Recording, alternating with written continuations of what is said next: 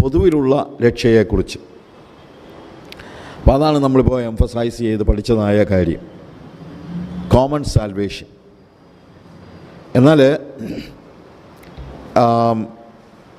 ശരിക്കും യൂദാ പറയുന്നത്, ഞാൻ എഴുതാൻ ഉദ്ദേശിച്ചത് എന്താണെന്ന് ചോദിച്ചു കഴിഞ്ഞാൽ ഈ കോമൺ സാൽവേഷനെ കുറിച്ചാണ്. അത് വളരെ ഡിലിജൻ്റായിട്ട് എഴുതാൻ ഉദ്ദേശിച്ചു, ജാഗ്രതയോടുകൂടെ എഴുതുവാൻ ഉദ്ദേശിച്ചു. എന്നാൽ അത് എഴുതാനെല്ലാം പ്ലാൻ ചെയ്തപ്പോൾ എനിക്ക് മനസ്സിലായി ഒരു വലിയ പോരാട്ടത്തെക്കുറിച്ചും കൂടെ എഴുതണം. അതെന്താണെന്ന് ചോദിച്ചു കഴിഞ്ഞാൽ, വിശുദ്ധന്മാർക്ക് ഒരിക്കലായി ഫലമേൽപ്പിക്കപ്പെട്ടിരിക്കുന്ന വിശ്വാസത്തിന് വേണ്ടി പോരാടേണ്ടതിൻ്റെ ആവശ്യകതയെക്കുറിച്ച് പ്രബോധിപ്പിച്ചെഴുതാൻ ആവശ്യമെന്ന് എനിക്ക് തോന്നി. അപ്പോൾ രണ്ടും അത്യാവശ്യമാണ്. പൊതുവിലുള്ള രക്ഷയെക്കുറിച്ച്, കോമൺ സാൽവേഷൻ, അതിനെക്കുറിച്ചുള്ള ഒരു തിരിച്ചറിവ് നിങ്ങൾക്കുണ്ടാകണം. അതുകൊണ്ടാണല്ലോ അവിടെ പറഞ്ഞിരിക്കുന്നത്, അത് നിങ്ങളെ അറിയിക്കാൻ, നിങ്ങളെ പഠിപ്പിക്കുവാൻ വളരെ ഡിലിജൻ്റായിട്ട്, ജാഗ്രതയോടുകൂടെ നിങ്ങളെ പഠിപ്പിക്കാനായിട്ട് ഞാൻ ആഗ്രഹിച്ചു. അപ്പം നമ്മളും ഈ ദൈവത്തിൻ്റെ രക്ഷയെക്കുറിച്ച്, ദൈവത്തിൻ്റെ ഉപദേശത്തെക്കുറിച്ച്, രക്ഷയുടെ ഉപദേശത്തെക്കുറിച്ച് വളരെ ജാഗ്രതയോടുകൂടെ പഠിക്കണം. എന്താണ് രക്ഷിക്കപ്പെടുക എന്ന് പറഞ്ഞാൽ എന്താണ് അവിടെ സംഭവിക്കുന്നത്, ഇതൊക്കെ നമ്മൾ പഠിക്കണം. അത് നമ്മൾ പഠിക്കുകയും വേണം, നമ്മുടെ കുഞ്ഞുങ്ങളെ പഠിപ്പിക്കുകയും വേണം. അതാണ് നമ്മൾ രാവിലത്തെ സെഷനിൽ കേട്ട ഒരു കാര്യമാണ്. അപ്പോൾ ഈ രക്ഷ, അത് it is A common salvation, അത് പൊതുവിലുള്ളതാണ് എന്ന് പറഞ്ഞപ്പോൾ ഞാൻ പറഞ്ഞല്ലോ, ഫസ്റ്റ് ഓഫ് ഓൾ ഇത് എല്ലാവർക്കും വേണ്ടിയുള്ളതാണ്, ചില ആളുകൾക്ക് വേണ്ടി മാത്രമല്ല. അത് എല്ലാവർക്കും ലഭ്യമാണ് താനും. 3, ഇറ്റ് ഈസ് ഓൾസോ ഇന്നെവിറ്റബിൾ. ഈ രക്ഷ വളരെ അനിവാര്യവുമാണ്. അതായത് ഇതല്ലാതെ വേറെ ഒന്നില്ല. അതുകൊണ്ടാണ് ഞാൻ രാവിലെ ഈ എക്സ്ക്ലൂസീവായിട്ടുള്ള രക്ഷയുടെ കാര്യം പറയുന്നത്. പ്രാണവായുവായിട്ട് നമുക്ക് ആകെ ലഭിച്ചിരിക്കുന്നത് ഓക്സിജൻ മാത്രമാണ്. വേറെ വായു, വേറെ ഗ്യാസസ് ഒക്കെ നമ്മുടെ അന്തരീക്ഷത്തിലുണ്ട്, പക്ഷേ അതൊന്നും ശ്വസിച്ച് നമുക്ക് ആർക്കും ജീവിക്കാൻ പറ്റുകയില്ല. അതുപോലെ നിത്യജീവന് വേണ്ടി ദൈവം ഒരുക്കിയിരിക്കുന്ന ഒരേ ഒരു കാര്യമെന്ന് പറയുന്നത് യേശു ക്രിസ്തുവാണ്. അല്ലാതെ നമുക്കൊരിക്കലും ഓക്കെ അവരവരുടെ ദൈവത്തെ വിളിക്കട്ടെ, നമ്മുടെ ദൈവത്തെ വിളിക്കാം എന്ന് പറയാൻ പറ്റില്ല. അത് നമ്മൾ ഇൻടോളറൻ്റ് ആയതുകൊണ്ടല്ല, അതാണ് സത്യം. അതുകൊണ്ടാണ് അത് പറയുമ്പോൾ നമ്മൾ ഫെനറ്റിക് ആണെന്ന് ആൾക്കാർ പറയും. എന്നോട് പറഞ്ഞിട്ടുണ്ട്, why you are always projecting Jesus Jesus Jesus, why you are not just thinking about or allowing other people to believe in their God. അപ്പോൾ ഞാൻ പറയുന്നത്, അതിപ്പം ഹീലിയം ശ്വസിക്കുന്നതിൻ്റെ കാര്യം പറഞ്ഞതുപോലെ ഉള്ളൂ. ഒരുത്തം പറയുകയാണ് എല്ലാം ഗ്യാസ് അല്ലേ, ഇനിയിപ്പോൾ ഓക്സിജൻ തന്നെ ശ്വസിക്കണമെന്ന് എത്ര നിർബന്ധം, ഹീലിയം ആണെങ്കിൽ എന്താ പ്രശ്നം? പക്ഷേ ഹീലിയം ശ്വസിച്ചാൽ നമ്മൾ ചത്തുപോകും. അതറിയാവുന്നത് കൊണ്ട് സങ്കടത്തോടു കൂടിയായി പറയുന്നതല്ലാതെ ദേഷ്യം കൊണ്ട് പറയുന്നതല്ല. ഡിസ്ക്രിമിനേഷൻ ഇല്ല. എല്ലാവരും ഓക്സിജൻ ശ്വസിക്കണമെന്ന് പറയുമ്പോൾ നമ്മൾ ഒരു ഡിസ്ക്രിമിനേഷൻ നടത്തുന്നില്ല അവിടെ. എവ്രിബഡി, ഇത് എല്ലാവർക്കും വേണ്ടിയുള്ളതാണ്, അല്ലാതെ ചില ആളുകൾക്ക് വേണ്ടിയുള്ളതല്ല, ചില ജാതികൾക്ക് വേണ്ടിയുള്ളതല്ല. വേദപുസ്തകത്തിൽ അങ്ങനത്തെ യാതൊരു വ്യത്യാസവുമില്ല. വേദപുസ്തകത്തിൽ ഒരു ജാതിയേ ഉള്ളൂ, മനുഷ്യൻ. സകല മനുഷ്യവർഗത്തിൻ്റെയും രക്ഷയ്ക്ക് വേണ്ടിയാണ് യേശു ക്രിസ്തു ക്രൂശിൽ മരിച്ചത്. സകല മനുഷ്യർക്കും രക്ഷാകരമായ ദൈവകൃപ ഉദിച്ചുവല്ലോ.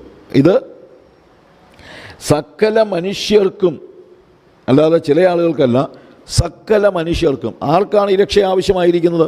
സകല മനുഷ്യർക്കും. അതുകൊണ്ട് ഇത് പൊതുവിലുള്ള രക്ഷയാണ്.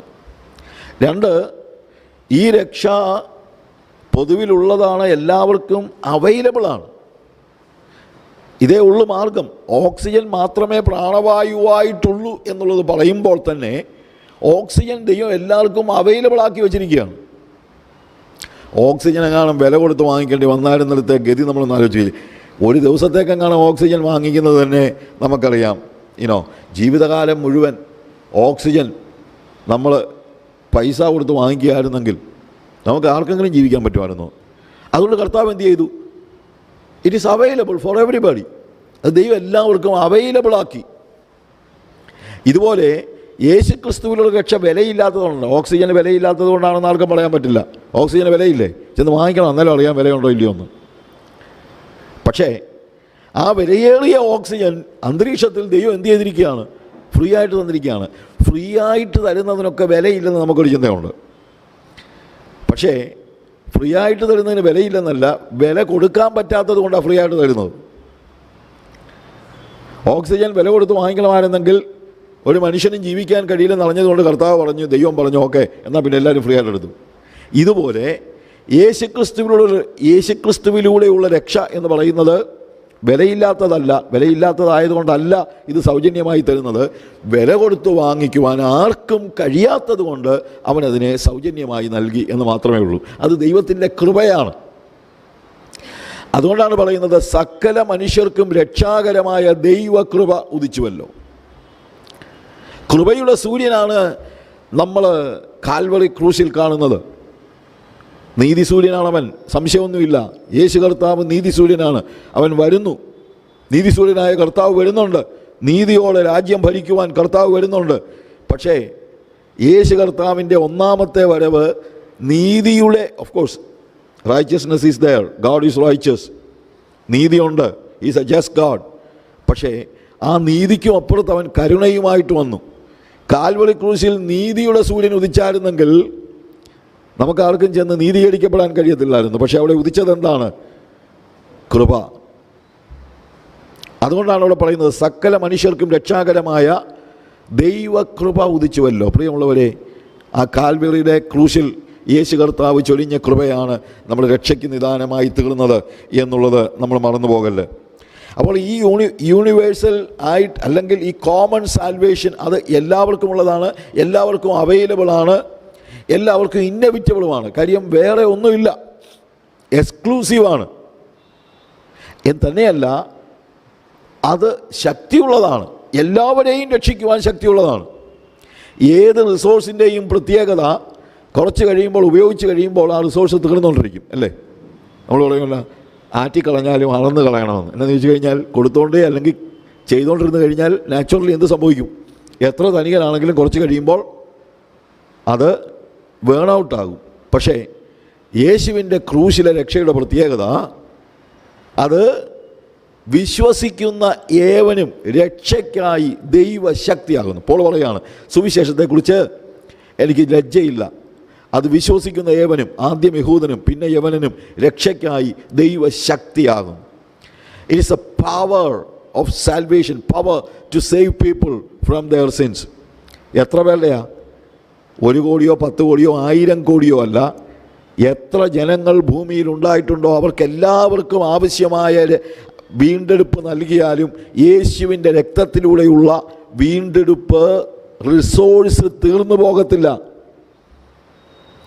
തീർന്നു പോകാത്ത. അതുകൊണ്ടാണ് അത് സകല മനുഷ്യർക്കുമുള്ളതാണ്, വിശ്വസിക്കുന്ന ഏവനും അത് രക്ഷയ്ക്കായി ദൈവശക്തിയാകുന്നു. നിങ്ങൾക്ക് ഉറപ്പുണ്ട് നിങ്ങളുടെ പാപങ്ങളെ മോചിക്കുവാൻ യേശുവിൻ്റെ രക്തം മതിയായതാണ്.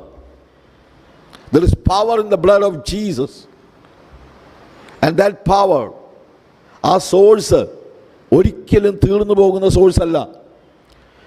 ആരും ചിന്തിക്കരുത് 2000 വർഷമായിട്ട് എല്ലാവരെയും ഇങ്ങനെ രക്ഷിച്ചുകൊണ്ടിരിക്കുകയല്ലേ, ഇപ്പോൾ ആ രക്തത്തിന് വില കുറഞ്ഞെന്ന് ആരും ചിന്തിക്കരുത്.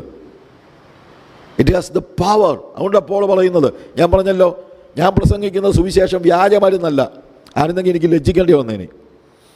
ആരോടെങ്കിലുമൊക്കെ സുവിശേഷം പറഞ്ഞിട്ട് അയാളൊളിവിൽ അത് അക്സെപ്റ്റ് ചെയ്തിട്ട് നരകത്തിൽ പോയാൽ, ക്യാൻസറിന് ഞാനൊരു മരുന്ന് ഒരാൾക്ക് പറഞ്ഞു കൊടുത്തു, ഞാൻ പറഞ്ഞ ഉദാഹരണം ഓർക്കണം. ക്യാൻസറിന് ഞാനൊരാൾക്കൊരു മരുന്ന് പറഞ്ഞു കൊടുത്തു, അത് കഴിച്ചു കഴിഞ്ഞ് 2 ആഴ്ച കഴിയുമ്പോൾ അയാൾ മരിച്ചു പോയി കഴിഞ്ഞാൽ പിന്നെ അവരുടെ വീട്ടുകാരുടെ മുമ്പിൽ എനിക്ക് ലജ്ജയാണ്. ഞാൻ ചെല്ലുമ്പോഴേ അവരെന്നെ ഓടിച്ചു വിടും. കാര്യം അത് വ്യാജമരുന്നായിരുന്നു, അതുകൊണ്ട് രക്ഷയൊന്നും ഉണ്ടായില്ല. പക്ഷേ സുവിശേഷം അങ്ങനല്ല. നിങ്ങൾ സുവിശേഷം പറഞ്ഞ ഒരാൾ അക്സെപ്റ്റ് ചെയ്താൽ ആ വ്യക്തി വീണ്ടെടുക്കപ്പെട്ട സ്വർഗത്തിൽ ക്രിസ്തുവിനോട് കൂടെ ജീവിക്കും, അവന് നിത്യജീവൻ ലഭിക്കുമെന്നുള്ളത് 101% ഉറപ്പുള്ള കാര്യമാണ്. എന്നിട്ട് പോൾ പറയുക, എനിക്ക് ലജ്ജയൊന്നുമില്ല, കാര്യം എനിക്ക് ലജ്ജിക്കേണ്ടി വരത്തില്ല. ഞാൻ പ്രസംഗിച്ച സുവിശേഷം ഒരാൾ സ്വീകരിച്ചാൽ അയാൾ രക്ഷിക്കപ്പെടും, അത് രക്ഷയ്ക്കായി ദൈവശക്തിയായി ആകുന്നു. It's a common salvation. It is available for everybody. It is inevitable for everybody. And it has got the power to save everybody. അവനെ കൈക്കൊണ്ട് അവൻ്റെ നാമത്തിൽ വിശ്വസിക്കുന്ന ഏവർക്കും ദൈവമക്കളാകുവാൻ അവൻ അധികാരം കൊടുത്തു.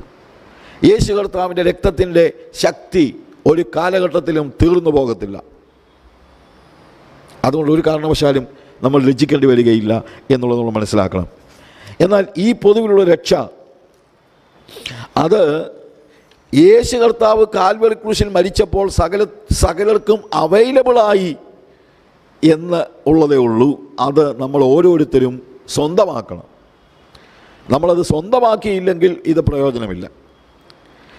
യൂണിവേഴ്സൽ സാൽവേഷൻ എന്ന് പറയുന്ന ഒരു ദുരുപദേശ ടീച്ചിങ് ഉണ്ട്. അതെന്നാന്ന് ചോദിച്ചു കഴിഞ്ഞാൽ 2000 വർഷം മുമ്പ് കാൽവറി ക്രൂശിൽ യേശു മരിച്ചതോടുകൂടെ സകല മനുഷ്യവർഗത്തിൻ്റെയും പാപങ്ങൾ മോചിക്കപ്പെട്ടു കഴിഞ്ഞു. അതുകൊണ്ട് ഇനി വിശ്വസിച്ചാലും ഇല്ലെങ്കിലും ലോകത്തിലുള്ള സകല മനുഷ്യരും ഇനി സ്വർഗത്തിലാണ്, നരകം ഇല്ല എന്ന് പറയുന്ന ഒരു ദുരുപദേശം ഇന്ന് മുളച്ചു വന്നിട്ടുണ്ട്. പണ്ടേ ഉണ്ടായിരുന്നു, അതിപ്പം കുറച്ചുള്ള ആൾക്കാർ മുളച്ചു വന്നിട്ടുണ്ട്. ഭയങ്കര ഒരു സുഖമല്ലേ, നരകമില്ലെന്നൊക്കെ കേൾക്കുന്ന ഒരു സുഖമല്ലേ. അവൻ്റെ ഉപദേശത്തിൻ്റെ പ്രത്യേകത അതാണ്. അതായത് കുഴപ്പമില്ല മോനെ, എല്ലാം റെഡിയാണ്, ഒന്നും കുഴപ്പമില്ല എന്ന് പറഞ്ഞുകൊണ്ടിരിക്കും. പക്ഷെ അതല്ല വേദപുസ്തകം പഠിപ്പിക്കുന്നത്. വേദപുസ്തകം അതിനെ ദുരുപദേശം എന്ന് പറയുന്നത് തന്നെയല്ല. അതിൻ്റെ പ്രോബ്ലം എന്നാന്ന് ചോദിച്ചു കഴിഞ്ഞാൽ അത് വിശ്വസിച്ച് അതിൻ്റെ പിന്നാലെ പോകുന്നവൻ നരകത്തിൽ പോവുകയാണ്. അവൻ പറയുന്നത് സ്വർഗത്തിൽ പോകുമെന്ന്, പക്ഷേ പോകുന്നത് നരകത്തിലോട്ടാണ്. ഓഫർ ചെയ്യുന്നത് സ്വർഗമാണ്, പക്ഷേ കൊണ്ടുപോകുന്നത് നരകത്തിലേക്കാണ്. ഹവ്വായോട് അവൻ പറഞ്ഞു, പറിച്ചു തിന്നോ, കുഴപ്പമൊന്നുമില്ല, നീ മരിക്കത്തൊന്നുമില്ല, പകരം നീ എന്തായിത്തീരും, നീ ദൈവത്തെ പോലെ ആയിത്തീരും. അവൻ പറഞ്ഞത് എന്താണ്? ഈ പഴം പറിച്ചു തിന്നാൽ നീ ദൈവത്തെ പോലെ ആകും. പക്ഷെ ആയതാരെ പോലെ? സാത്താനെ പോലെ. ഞാൻ പറഞ്ഞാൽ മനസ്സിലാക്കണം. Basically Satan is an accuser. ഈ പഴം പറിച്ചു തിന്ന് അന്നേരം തൊട്ട് ആദാമും ഹവ്വായും അന്യോന്യം അക്യൂസ് ചെയ്യുക. അവൻ അക്യൂസർ, അവൻ പിശാചിനെ പോലായി. പക്ഷേ പിശാച് ഒരിക്കലും വന്നിട്ട് പറയില്ല, പറിച്ച് തിന്നോ മക്കളെ, ഇത് നല്ലതാ, നീ ഇത് തിന്നാൽ എന്നെ പോലെ ആകുമെന്ന് പറയുമോ? ഇല്ല. ഇതുപോലാണ് ദുരുപദേശക്കാരൻ. ദുരുപദേശക്കാരൻ നിങ്ങളെ നരകത്തിൽ കൊണ്ടുപോകണം. അതിനുവേണ്ടി അവൻ ഓഫർ ചെയ്യുന്നത് സ്വർഗമാണ്. എന്തോ ചെയ്താലും കുഴപ്പമില്ല, നരകമില്ല, അതുകൊണ്ട് നേരെ അങ്ങ് സ്വർഗത്തിൽ പോകുമെന്നൊരു ദുരുപദേശക്കാരൻ പറയുമ്പോൾ അവൻ നിങ്ങളെ നന്നാക്കാൻ വേണ്ടി പറയുന്നതല്ല, നിങ്ങളെ നരകത്തിൽ കൊണ്ടുപോകാൻ പറയുന്നതാണ്. അവൻ പിശാചിൻ്റെ ഏജൻ്റാണ്, അതിന് സംശയമൊന്നുമില്ല. അതുകൊണ്ട് 2000 വർഷം മുമ്പ് കാൽവറി ക്രൂശിൽ യേശു കർത്താവ് മരിച്ചതോടെ സകല മനുഷ്യവർഗവും രക്ഷിക്കപ്പെട്ട് കഴിഞ്ഞു എന്ന് പറയുന്നത് ശരിയല്ല. പക്ഷേ എല്ലാവർക്കും രക്ഷ സാധ്യമായി തീർന്നു. ഞാൻ എൻ്റെ പല മെസ്സേജസിൽ പറഞ്ഞിട്ടുള്ളൊരു ഉദാഹരണമുണ്ട്. ഞാൻ 11 വർഷം മുമ്പ് മൊസാംബിക്കിൽ ചെല്ലുമ്പോൾ അതിൻ്റെ ക്യാപിറ്റൽ മപ്പൂട്ടോയാണ്. പക്ഷെ ഞാൻ താമസിച്ചത്, ഇപ്പോഴും ഞാൻ ചെന്നാൽ കൂടുതൽ സമയം താമസിക്കുന്നത് സെംബേസിയ എന്ന് പറയുന്ന ഒരു പ്രോവിൻസിലാണ്. ഡേവിഡ് ലിവിങ്സ്റ്റണൊക്കെ അവിടെ താമസിച്ചിട്ടുണ്ട്. അപ്പോൾ മപ്പൂട്ടോയിൽ നിന്ന് സെംബസിയായിക്ക് പോകുമ്പോൾ ഇടയ്ക്ക് വലിയൊരു നദിയുണ്ട്, സെംബസി, റിവർ സാംബസി. ഈ റിവർ സാംബസിയയുടെ മുകളിലൊന്നും പാലമില്ല ഞാൻ ചെല്ലുമ്പോൾ. അതുകൊണ്ട് സെംബസിയായിലേക്ക് ഒരാൾക്ക് പോകണമെങ്കിൽ ഒന്നുകിൽ കപ്പലൊക്കെ പോകുന്ന നദിയാണ്, അതുപോലെ വലിയ നദിയാണ്. അപ്പോൾ കപ്പലേ പോകാം, അല്ലെങ്കിൽ പിന്നെ ഫ്ലൈറ്റേ പോകാം. പക്ഷെ നടന്നു പോകാൻ കഴിയില്ല, ആക്സസ് ഇല്ല. ഇപ്പോൾ സെംബസിയായിലുള്ളവർക്ക് മപ്പൂട്ടോയ്ക്ക് പോകാനായിട്ട് ആക്സസ് ഇല്ല. അങ്ങനെ ഇരിക്കെ ഞാനവിടെ ചെന്ന് കുറച്ചു കാലം കഴിഞ്ഞപ്പോൾ സെംബസിയ റിവറിൻ്റെ മുകളിൽ കൂടെ ഒരു പാലം പണിതു. പാലം പണിത് കഴിഞ്ഞപ്പോൾ ഇപ്പോൾ പാലത്തെ കൂടെ നമുക്ക് മപ്പൂട്ടോയ്ക്ക് പോകാം. ഇപ്പം മപ്പൂട്ടോയ്ക്ക് ആക്സസ് ഉണ്ട്. പക്ഷേ പാലം പണിതത് കൊണ്ട് സെംബസിയായിലുള്ളവരെല്ലാം മപ്പൂട്ടോയിൽ ചെന്നെന്നാണോ അതിൻ്റെ അർത്ഥം? അല്ല. പാലം പണിതത് കൊണ്ട് സെംബസിയായിലുള്ള ആർക്കും ഇപ്പോൾ മപ്പൂട്ടോയ്ക്ക് പോകാം. പക്ഷേ പോകണമെങ്കിൽ ഈ പാലത്തെ കൂടെ കയറണം. ഞാൻ പറഞ്ഞ വ്യത്യാസം മനസ്സിലാക്കണം. യേശു കർത്താവ് 2000 വർഷങ്ങൾക്ക് മുമ്പ് കാൽവറി ക്രൂശിൽ മരിച്ചതുകൊണ്ട് സകല മനുഷ്യവർഗത്തിൻ്റെയും പാപങ്ങൾക്ക് പരിഹാരമായി. ദൈവത്തോട് നമുക്കിപ്പോൾ ആക്സസ് ഉണ്ട്, നമുക്ക് കയറി ചെല്ലാം. പക്ഷേ ഇപ്പോഴും യേശു കർത്താവ് മരിക്കുന്നതിന് മുമ്പ് ദൈവത്തിനും എനിക്കും മധ്യത്തിൽ പാപത്തിൻ്റെ ഒരു വൻമതിലുണ്ടായിരുന്നു, എനിക്കങ്ങോട്ട് കയറാൻ പറ്റത്തില്ലായിരുന്നു. പക്ഷേ ഇപ്പോൾ ഈ മതിൽ യേശു കർത്താവിൻ്റെ രക്തത്താൽ ഉരുക്കപ്പെട്ടിരിക്കുകയാണ്. ഇപ്പോൾ അവിടെ മതിലില്ല, പകരം യേശുവിൻ്റെ രക്തം മാത്രമേ ഉള്ളൂ. ഇപ്പോഴും ദൈവം അവിടെയും ഞാൻ ഇവിടെയുമാണ്. യേശു മരിച്ചതുകൊണ്ട് എനിക്കിപ്പോൾ അക്കരെ ചെന്ന് കർത്താവിനെ കെട്ടിപ്പിടിക്കാമെന്നുള്ളത് ശരിയാണ്. പക്ഷേ ഇക്കരെ നിന്നതുകൊണ്ട് ഒരാൾ അക്കരെ ആകത്തില്ല. അക്കരെ ആകണമെങ്കിൽ നമ്മൾ നടന്നു പോകണം. നടക്കുമ്പോൾ നേരത്തെ പാപത്തിൻ്റെ മതിലായിരുന്നു, പോകാൻ പറ്റത്തില്ലായിരുന്നു. പക്ഷേ ഇപ്പോൾ പാപത്തിൻ്റെ മതിലില്ല, പക്ഷേ യേശുവിൻ്റെ രക്തമുണ്ട്. ആ യേശുവിൻ്റെ രക്തത്തിലൂടെ കയറി അക്കരെ ചെന്നാൽ, വിശുദ്ധി പ്രാപിച്ച് അക്കരെ ചെന്നാൽ പിതാവായ ദൈവം നമ്മളെ കെട്ടിപ്പിടിക്കും. ഇപ്പോൾ ആക്സസ് ഉണ്ട്. അതുകൊണ്ടാണ് റോമാലേഖനം 5-ാം അധ്യായത്തിൽ വിശ്വാസത്താൽ നീതീകരിക്കപ്പെട്ടിട്ട് ഇപ്പോൾ നമുക്ക് ദൈവത്തോട് സമാധാനമുണ്ട്. നാം നിൽക്കുന്ന ഈ കൃപയിലേക്ക് നമുക്ക് അവൻ മുഖാന്തരം പ്രവേശനവും ലഭിച്ചിരിക്കുന്നു. യെസ്, പ്രവേശനം ലഭിച്ചിരിക്കുന്നു. പക്ഷേ കയറി പോകണം, യേശുവിൻ്റെ രക്തത്തിലൂടെ കയറി അങ്ങ് ചെല്ലണം. അല്ലാത്തവരിപ്പോഴും, ഞാൻ ചിലപ്പം ഓർക്കാറുണ്ട്, സമ്പസിയ ഒരു വലിയ ധനിക ഇതൊന്നുമല്ല. സമ്പസിയായിൽ ഒത്തിരി ഗ്രാമങ്ങളുണ്ട് നോർത്തേൺ മൊസാംബിക്കിൽ. സമ്പസിയായിലെ പല ആളുകളും ഇതുവരെ ഇവിടെ പാലം പണിതെന്നുള്ളത് കേട്ടിട്ട് പോലുമില്ല. പാവങ്ങളാണ്, പത്രമൊന്നും വായിക്കുന്നവരൊന്നുമല്ല. അപ്പോൾ അവനിങ്ങനൊരു പാലം ഉണ്ടെന്ന് പോലും അറിയില്ല. അവൻ സാമ്പസിയായി തന്നെയാണ്. പക്ഷേ നമ്മൾ ചെന്ന് മോനെ ഇനിയിപ്പോൾ ഇവിടെ കിടക്കേണ്ട കാര്യമില്ല, നമുക്ക് മപ്പുട്ടോയ്ക്ക് പോകാമെന്ന് പറഞ്ഞ് പിടിച്ചുകൊണ്ട് പാലത്തെ കൂടെ കയറ്റി അക്കരെ കയറ്റിയാൽ അവൻ മപ്പുട്ടോയ്ക്ക് ചെല്ലും, അല്ലെങ്കിൽ ചെല്ലത്തില്ല. ഇതുപോലെയാണ് ദൈവവും മനുഷ്യനും തമ്മിലുള്ള പാലം യേശു ക്രിസ്തു പണിതു എന്ന് കേട്ടിട്ടില്ലാത്ത കോടിക്കണക്കിന് ആളുകൾ ലോകത്തിലുണ്ട്. അത് നമ്മൾ ചെന്ന് പറയണം. അതിനാണ് സുവിശേഷം അറിയിക്കുന്നത്. പിന്നെ പാലം വന്നു, എനിക്ക് പക്ഷേ ഇവിടെ തന്നെ കഴിഞ്ഞാൽ മതി എന്ന് ഒരുത്തം പറഞ്ഞാൽ നമ്മളിപ്പോൾ എന്തോ ചെയ്യാൻ പറ്റും? അങ്ങനെയുണ്ട്. യേശു കർത്താവിനോട് നമുക്ക് അക്കരെ ചെല്ലാമെന്ന് പറഞ്ഞാൽ എനിക്ക് പോകണ്ട എന്നൊരാൾ പറഞ്ഞാൽ എന്ത് ചെയ്യും? അങ്ങനെയാണല്ലോ പലപ്പോഴും സംഭവിക്കുന്നത്. അങ്ങനെ പലരും പറയുന്നുണ്ട്, എനിക്ക് പോകണ്ട, എനിക്കിവിടെ കിടന്നാൽ മതി, എനിക്ക് ഈ പാപത്തിൽ കിടന്നാൽ മതി, എനിക്ക് വല്ലതും നന്നായിട്ട് സുഖിക്കണം എന്ന് പറഞ്ഞ് ഒരുത്തിനിവിടെ കിടന്നു കഴിഞ്ഞാൽ നമുക്കൊന്നും ചെയ്യാൻ പറ്റത്തില്ല, നമുക്ക് സങ്കടമുണ്ട്. എന്നാൽ ഈ യേശുവിൻ്റെ രക്ഷ ഞാൻ എൻ്റെ സ്വന്തമാക്കുന്നത്, സ്വർഗീയമായ രക്ഷ നമ്മൾ സ്വന്തമാക്കുന്നത് എങ്ങനെയാണെന്ന് ചോദിച്ചാൽ വിശ്വാസത്താലാണ്. എൻ്റേതാക്കുന്നത് കർത്താവ് തൻ്റെ കൃപയാൽ കാൽവറി ക്രൂശിലെ മരണത്തിലൂടെ നമ്മുടെ രക്ഷ സാധ്യമാക്കി തീർത്തു. അത് എൻ്റേതാകണമെങ്കിൽ വിശ്വാസത്താലാണ്. അതുകൊണ്ടാണ് എഫേസ്യ ലേഖനത്തിൽ കൃപയാലല്ലോ വിശ്വാസം മൂലം നിങ്ങൾ രക്ഷിക്കപ്പെട്ടിരിക്കുന്നത് എന്ന് പറയുന്നത്. വിശ്വാസം മൂലം. It is not by faith, it is through faith, it is by grace. കൃപയാലാണ്. ആ കൃപ എൻ്റെ സ്വന്തമാക്കണമെങ്കിൽ ഞാൻ പറഞ്ഞു വിശ്വസിക്കണം. എന്താണ് വിശ്വാസം? രാവിലെ വന്ന് അറ്റൻഡ് ചെയ്തവർക്കറിയാം. വിശ്വാസം എന്ന് പറഞ്ഞു കഴിഞ്ഞാൽ ചരിത്രപരമായ അറിവുകളല്ല, ദൈവശാസ്ത്രപരമായ അറിവുകളുമല്ല. നമ്മൾ ചരിത്രത്തിലെ അറിവുകൾ നമ്മൾ വിശ്വസിക്കുന്നുണ്ട്.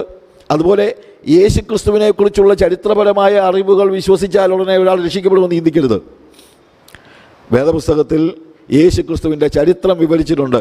അത് മുഴുവൻ ഒരാൾ വിശ്വസിക്കുന്നു എന്ന് പറഞ്ഞുകൊണ്ട് അയാൾ രക്ഷിക്കപ്പെട്ടിട്ടില്ല.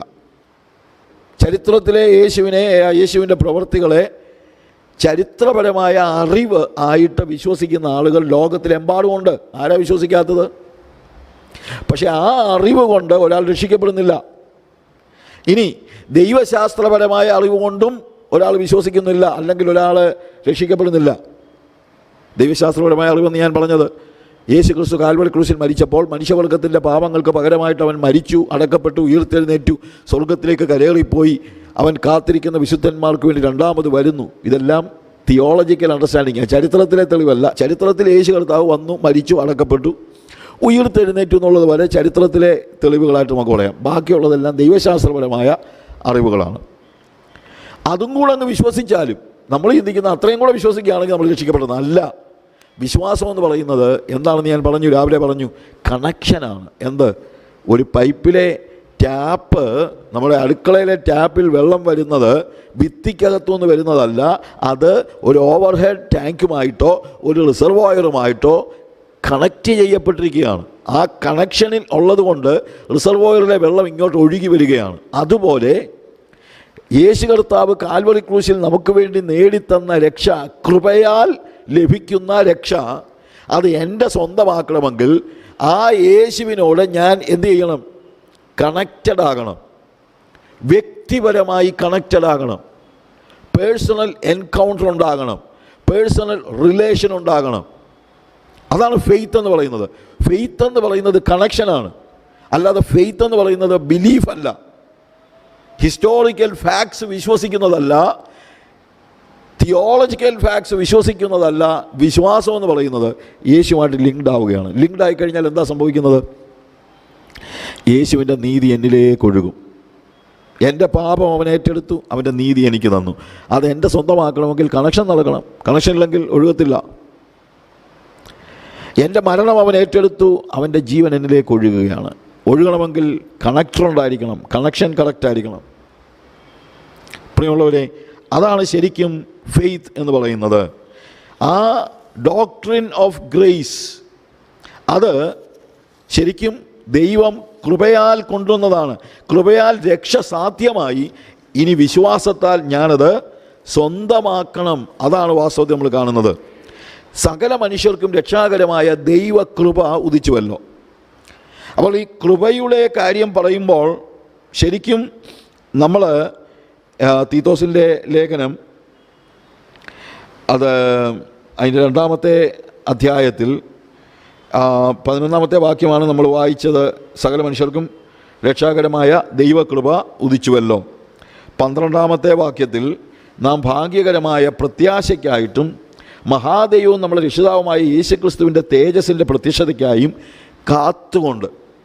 അപ്പോൾ കൃപ വന്നതുകൊണ്ട് ഇനിയിപ്പോൾ നമ്മൾ രക്ഷിക്കപ്പെട്ടു, ഇനിയിപ്പോൾ നമുക്കൊന്നും ചെയ്യേണ്ടെന്നല്ല. ഈ കൃപ നമ്മളെ കൊണ്ടുപോകുന്നത് എങ്ങോട്ടാണ്? ഭാഗ്യകരമായ ഒരു പ്രത്യാശയിലേക്കാണ്. എന്താണ് ഭാഗ്യകരമായ പ്രത്യാശ? മഹാദൈവവും നമ്മുടെ രക്ഷിതാവുമായ യേശുക്രിസ്തുവിൻ്റെ തേജസ്സിൻ്റെ പ്രത്യക്ഷത. അതാണ് ശരിക്കും എന്ത്? കൃപ കൊണ്ടു തരുന്നത്. അവിടെയാണ് നമ്മൾ ഈ ബ്ലസ്സഡ് ഹോപ്പ് അത് നമ്മൾ ESV വായിക്കുമ്പോഴത്തേക്ക് തീത്തോസിൻ്റെ ലേഖനത്തിൽ അത് കുറച്ചുകൂടി അത് വാക്യം അതിൻ്റെ പുറകിലത്തെ വാക്യമാണ് ശരിക്കും അവിടെ കാണുന്നത്. 2-ാം അധ്യായത്തിൻ്റെ 13-ാമത്തെ വാക്യത്തിലാണ് ഇംഗ്ലീഷിൽ അത് കാണുന്നത്. സോ ദൈവകൃപ ഉദിച്ചു. അതുകൊണ്ട് എന്താ സംഭവിക്കുന്നത്? ദൈവകൃപ ഉദിച്ചത് കൊണ്ട് ഇനിയിപ്പോൾ തോന്നിയവാസം ജീവിക്കാമെന്നല്ല. ദൈവകൃപ നമുക്കൊരു വലിയ യാഥാർത്ഥ്യത്തിലേക്ക് നമ്മളെ കൊണ്ടുപോവുകയാണ്. എന്താണെന്നറിയാമോ? The Lord who saved you will come again.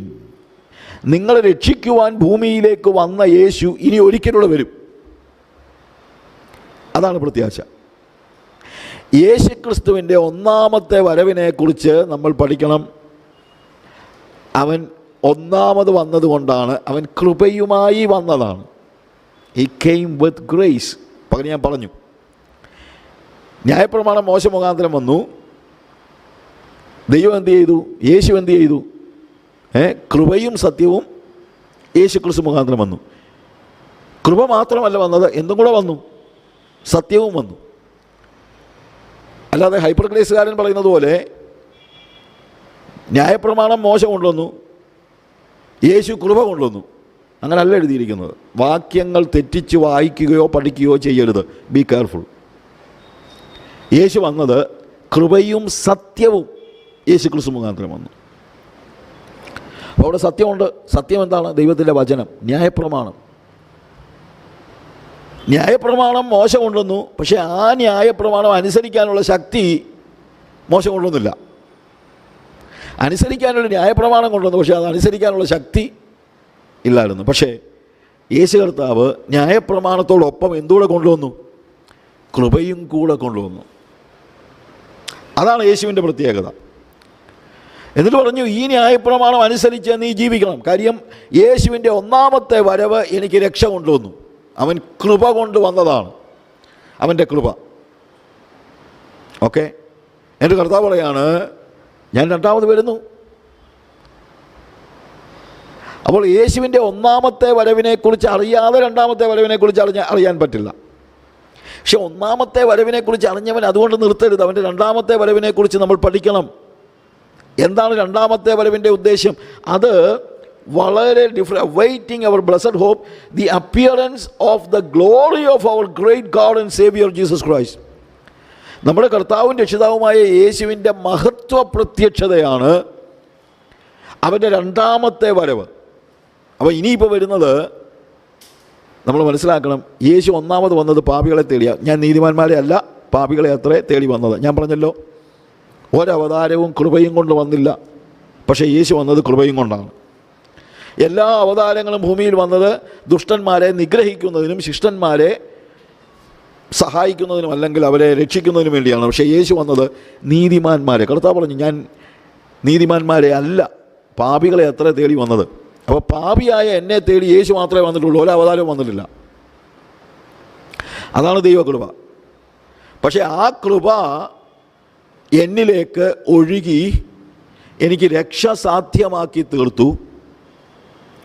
എന്നാൽ അവൻ എന്ത് ചെയ്തു? രക്ഷ സാധ്യമായതിൻ്റെ കാരണം അവൻ്റെ നീതി അവൻ എന്നിലേക്ക് ഒഴുക്കി. അതുകൊണ്ടാണ് എൻ്റെ പാപം ഞാൻ അങ്ങോട്ട് കൊടുത്തപ്പോൾ യേശുവിൻ്റെ നീതി അവൻ എന്നിലേക്ക് തന്നു. പിന്നെ ഞാൻ കൊടുത്തത് എൻ്റെ മരണമാണ്. എൻ്റെ മരണം കൊടുത്തപ്പോൾ അവൻ്റെ ജീവൻ എന്നിലേക്ക് തന്നു. അപ്പോൾ അവൻ്റെ നീതി എന്നിലേക്ക് ഒഴുകിയപ്പോൾ ഞാൻ രക്ഷിക്കപ്പെട്ടു, വിശ്വാസത്താൽ നീതീകരിക്കപ്പെട്ടു. റോമാലേഖനം 5-ാം അധ്യായത്തിൻ്റെ 9-ാം വാക്യത്തിൽ അവൻ്റെ രക്തത്താൽ നീതീകരിക്കപ്പെട്ട ശേഷം, അപ്പോൾ രക്തത്താൽ നീതീകരണം നടന്നു. പക്ഷേ നീതി മാത്രമല്ല അവൻ എന്നിലേക്ക് ഒഴുക്കിയത്, ജീവനുമാണ്. അപ്പോൾ എൻ്റെ വീണ്ടെടുപ്പിന് വേണ്ടി, പാപങ്ങളുടെ മോചനത്തിന് വേണ്ടി അവൻ എന്നിലേക്ക് നീതി ഒഴുക്കി. പക്ഷേ ഒരു വിശുദ്ധ ജീവിതത്തിന് വേണ്ടി അവൻ്റെ ജീവൻ എന്നിലേക്ക് ഒഴുക്കുകയാണ്. ആ ജീവൻ ഞാൻ സ്വന്തമാക്കി കഴിഞ്ഞാൽ പിന്നെ ഞാൻ ജീവിക്കുന്നത് അവൻ്റെ രണ്ടാമത്തെ വരവിന് വേണ്ടിയുള്ള പ്രത്യാശയോടെയാണ്. ഒന്നാമത്തെ വരവിൽ ലഭിച്ച കൃപയാണ് എനിക്ക് എന്ത് സാധ്യമാക്കി തീർത്തത്? രക്ഷ സാധ്യമാക്കി തീർത്തത്. പക്ഷേ ഇപ്പോൾ എന്താ സംഭവിക്കുന്നത്? അവൻ വീണ്ടും അവൻ്റെ ജീവൻ എന്നിൽ ഒഴുക്കി അവൻ്റെ വരവിന് വേണ്ടി എന്നെ ഒരുക്കുകയാണ്. ഭാഗ്യകരമായ ഒരു പ്രത്യാശ. കാര്യം അവൻ്റെ രണ്ടാമത്തെ വരവ് എനിക്കൊരു പ്രത്യാശയാണ് നൽകുന്നത്.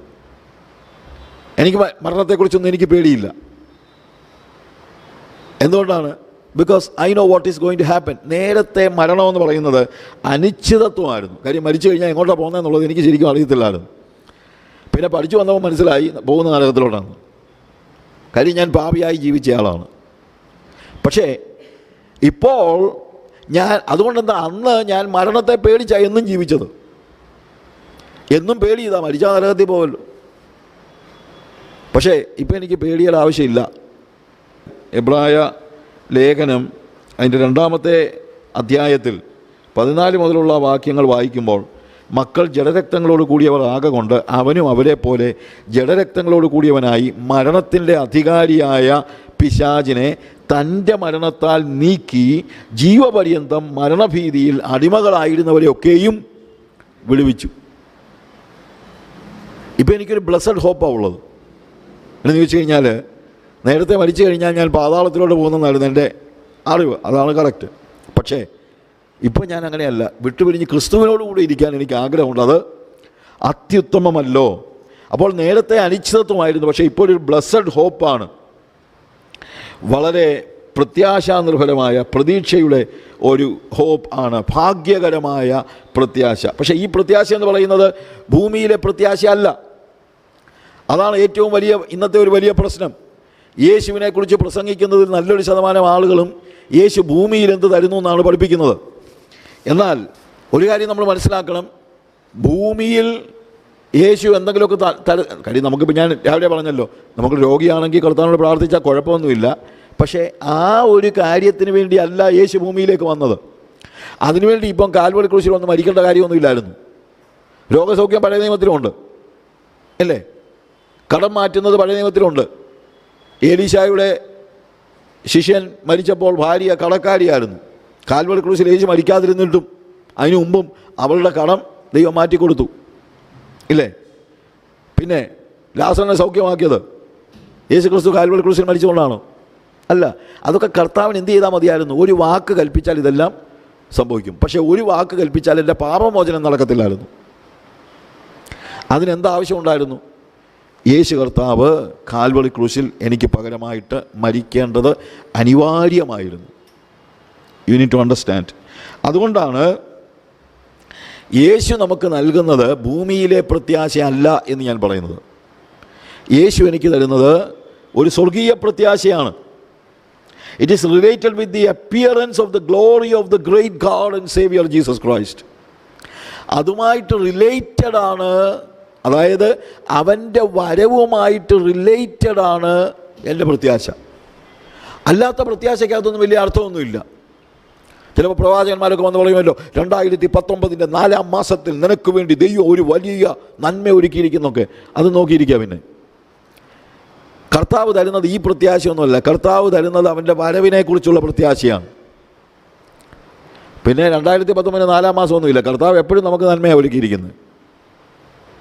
അതിൻ്റെ പുറകെ ഒന്നും പോകേണ്ട ഒരു കാര്യമില്ല. നിത്യതയെക്കുറിച്ച് ദർശനമില്ലാത്തത് കൊണ്ടാണ് ഭൂമിയിലെ കാര്യങ്ങളെക്കുറിച്ച് നമ്മളിങ്ങനെ എപ്പോഴും ആലോചിച്ചുകൊണ്ടിരിക്കുന്നത്.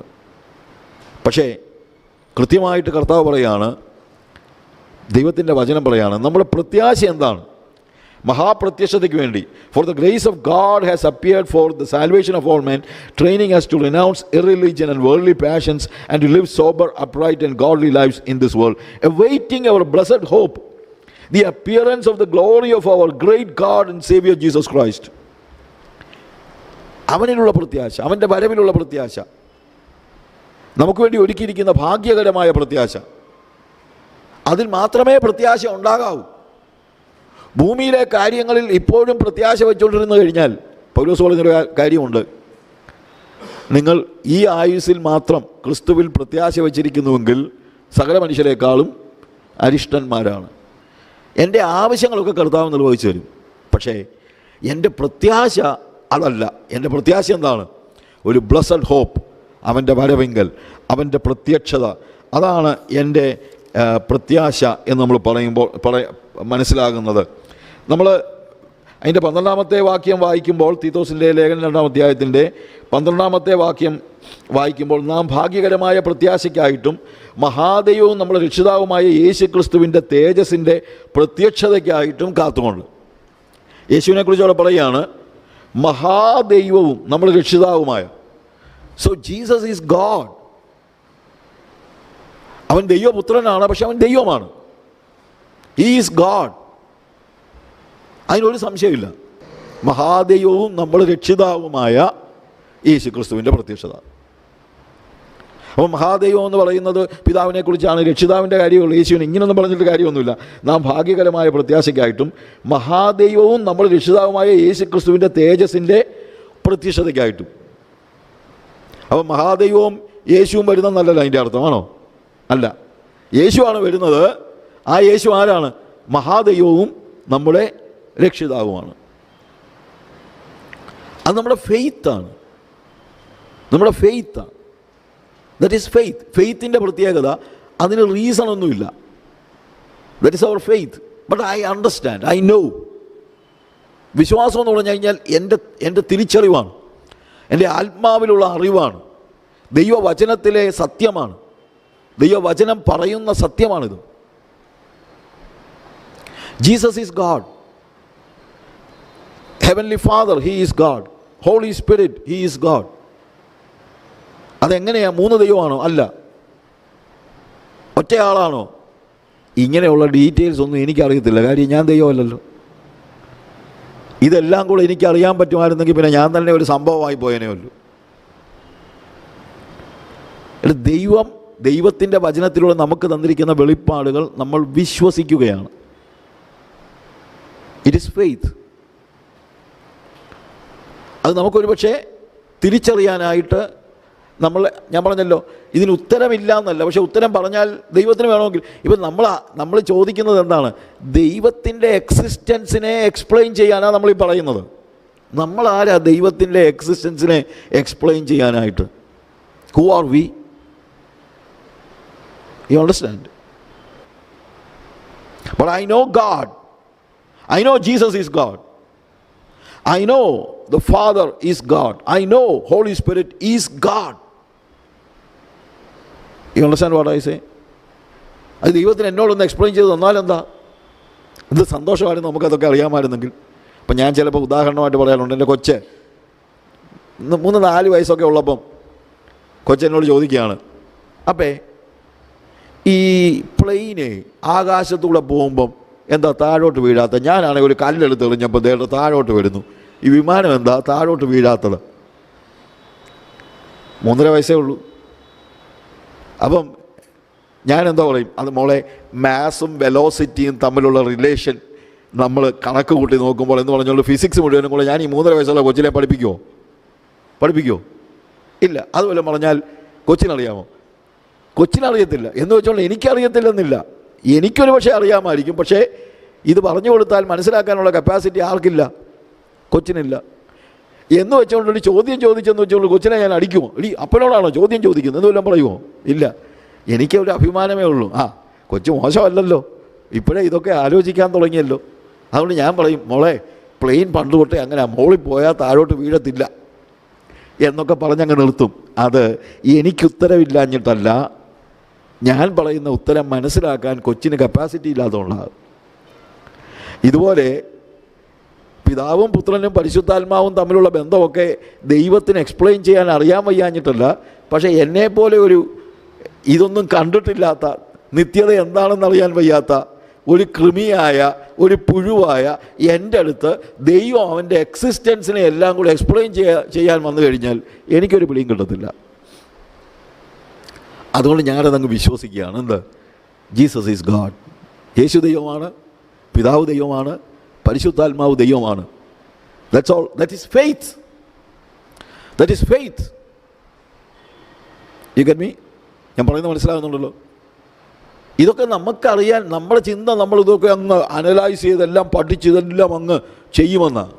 പണ്ട് സെയിൻറ്റ് അഗസ്റ്റിൻ ഒരിക്കൽ ദൈവത്തോട് ഇങ്ങനെ പറഞ്ഞു, കർത്താവേ, നിൻ്റെ ബീയിങ്ങിൻ്റെ സീക്രട്ട് എനിക്ക് പറഞ്ഞു തരണം,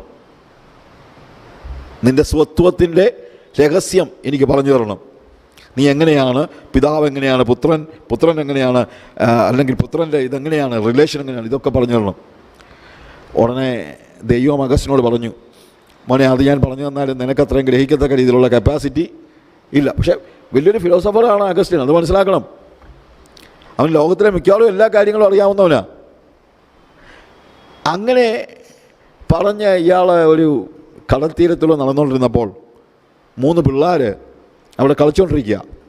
അവിടെ കളിയാണെന്ന് ചോദിച്ചു കഴിഞ്ഞാൽ, കടൽത്തീരത്ത് കിടന്ന ഒരു ഷെല്ല് എടുത്തിട്ട് കടലിൻ്റെ തീരത്ത് അവരൊരു കുഴി ഉണ്ടാക്കി. ഷെല്ല് കൊണ്ട് മണ്ണ് കാരി കളഞ്ഞിട്ട് കുഴി ഉണ്ടാക്കി.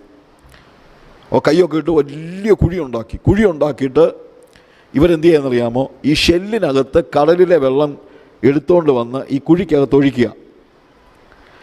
അപ്പോൾ അഗസ്റ്റിൻ ചോദിച്ചു, കുഞ്ഞുങ്ങളെ, നിങ്ങളെന്തോ കാണിക്കുന്നത്? ഉടനെ പറഞ്ഞു, കണ്ട് യു സീ ദാറ്റ്?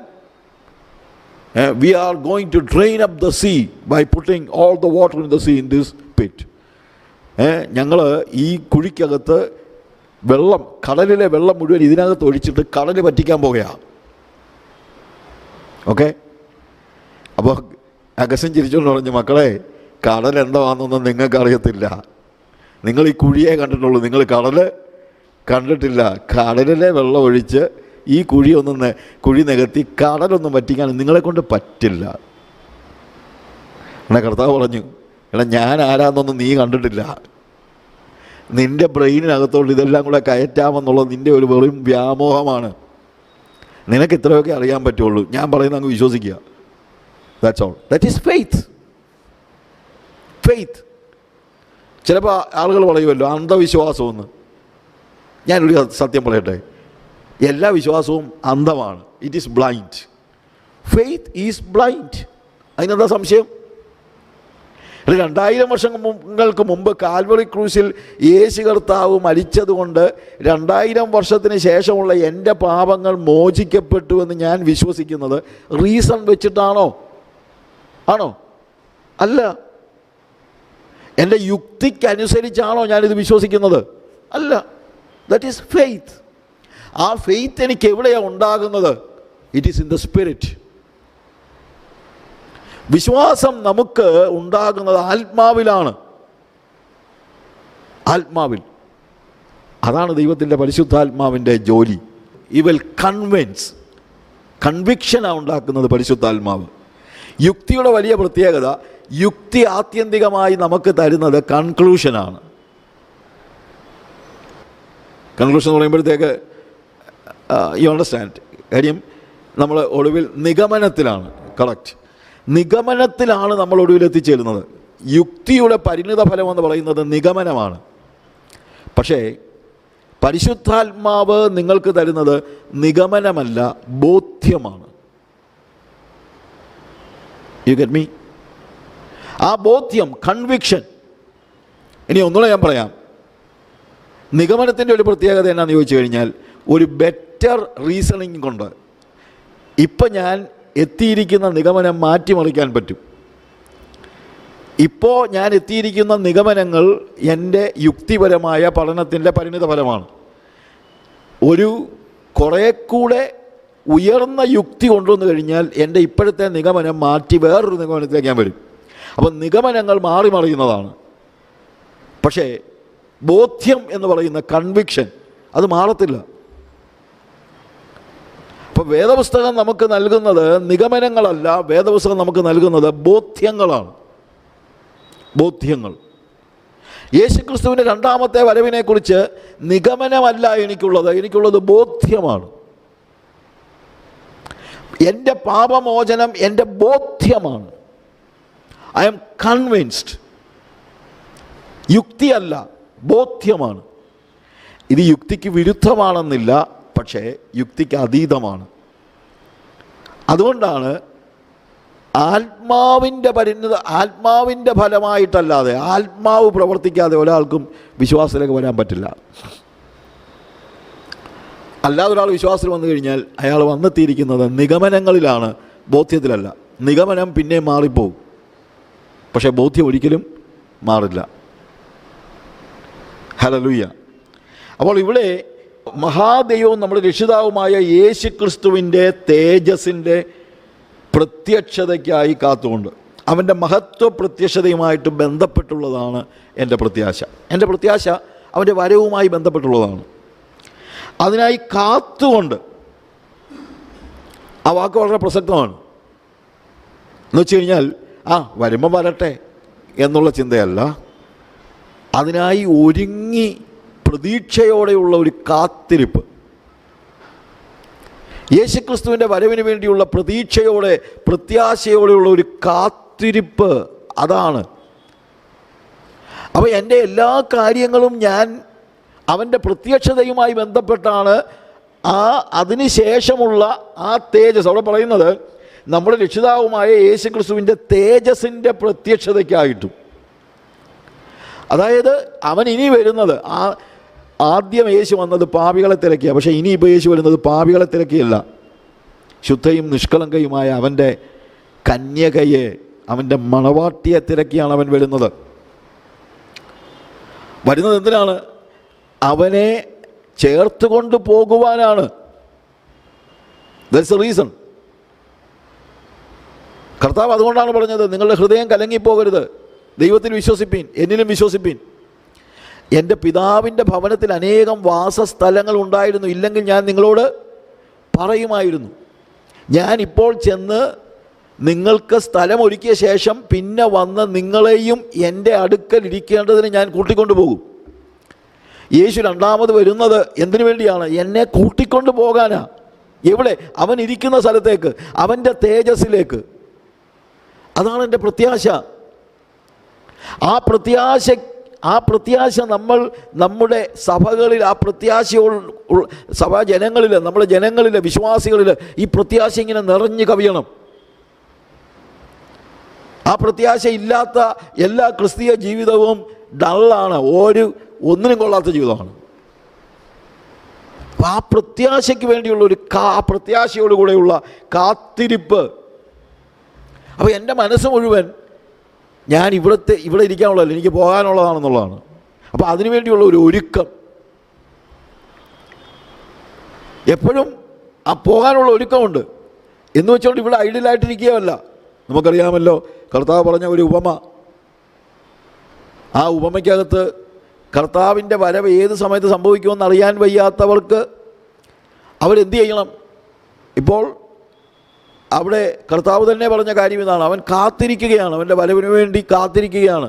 അവൻ ദാസന്മാർക്ക് കറക്റ്റ് സമയത്ത് എന്തൊക്കെ കാര്യങ്ങൾ യജമാനൻ ഫലമേൽപ്പിച്ചോ അതെല്ലാം ചെയ്തുകൊണ്ട് അവൻ എന്ത് ചെയ്യുക?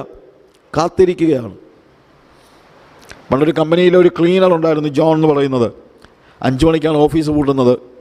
എല്ലാ ജോലിക്കാരും 4:30 ആകുമ്പോഴേ പണിയൊക്കെ നിർത്തി അവരുടെ കോട്ടുമൊക്കെ ക്ലീനിങ് അതൊക്കെ മാറ്റി പിന്നെ പോയി അകത്ത് ചെന്ന് ഡ്രസ്സൊക്കെ ഇട്ട് പോരും 5 മണിയാകുമ്പോൾ.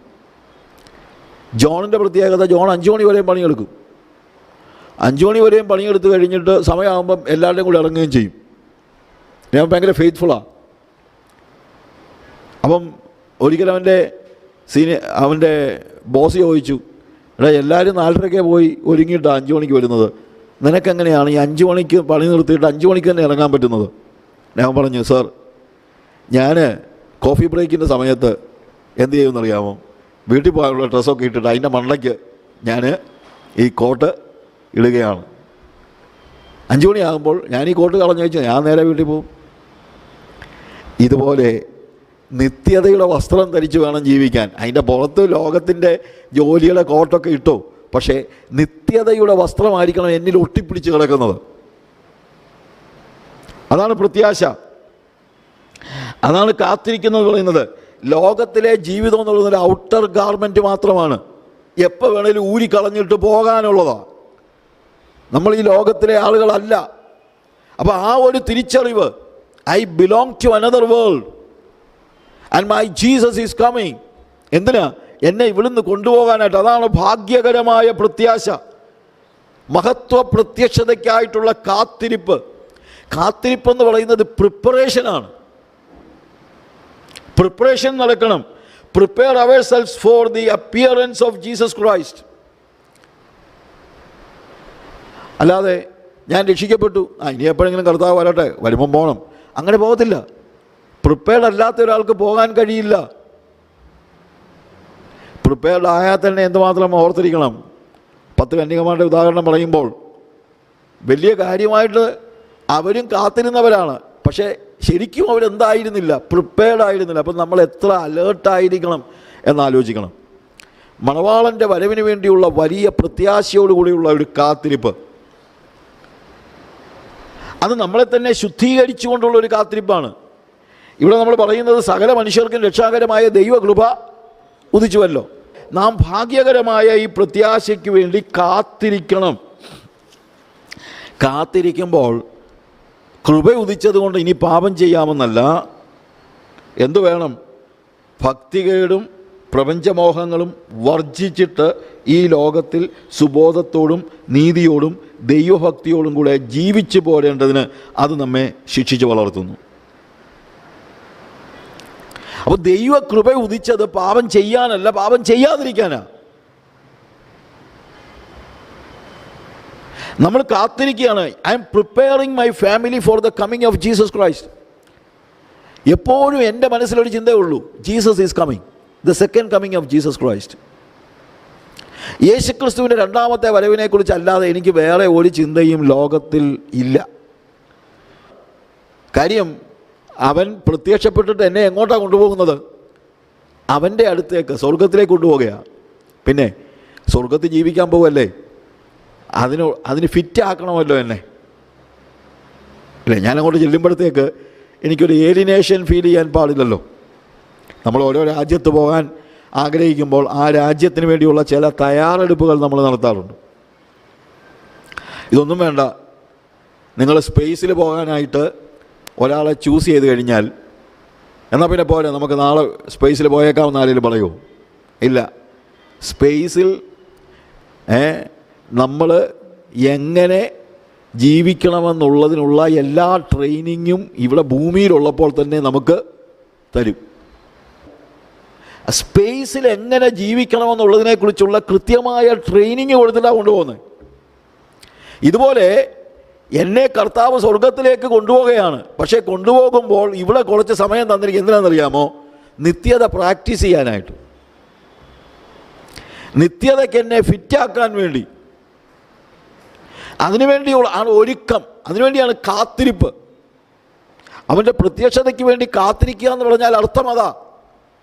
അവൻ്റെ പ്രത്യക്ഷതയിൽ അവൻ എന്നെ സ്വർഗത്തിലേക്ക് കൊണ്ടുപോകുമ്പോൾ ആ സ്വർഗത്തിൻ്റെ ജീവിതം ജീവിക്കാൻ ഇവിടെ ഞാൻ പ്രാക്ടീസ് ചെയ്യണം. അതാണ് കാത്തിരിപ്പ്. എൻ്റെ ചുമതല അതാ. ഞാൻ കാത്തിരിക്കണം, എൻ്റെ കുഞ്ഞുങ്ങളെ ഞാൻ ഒരുക്കണം.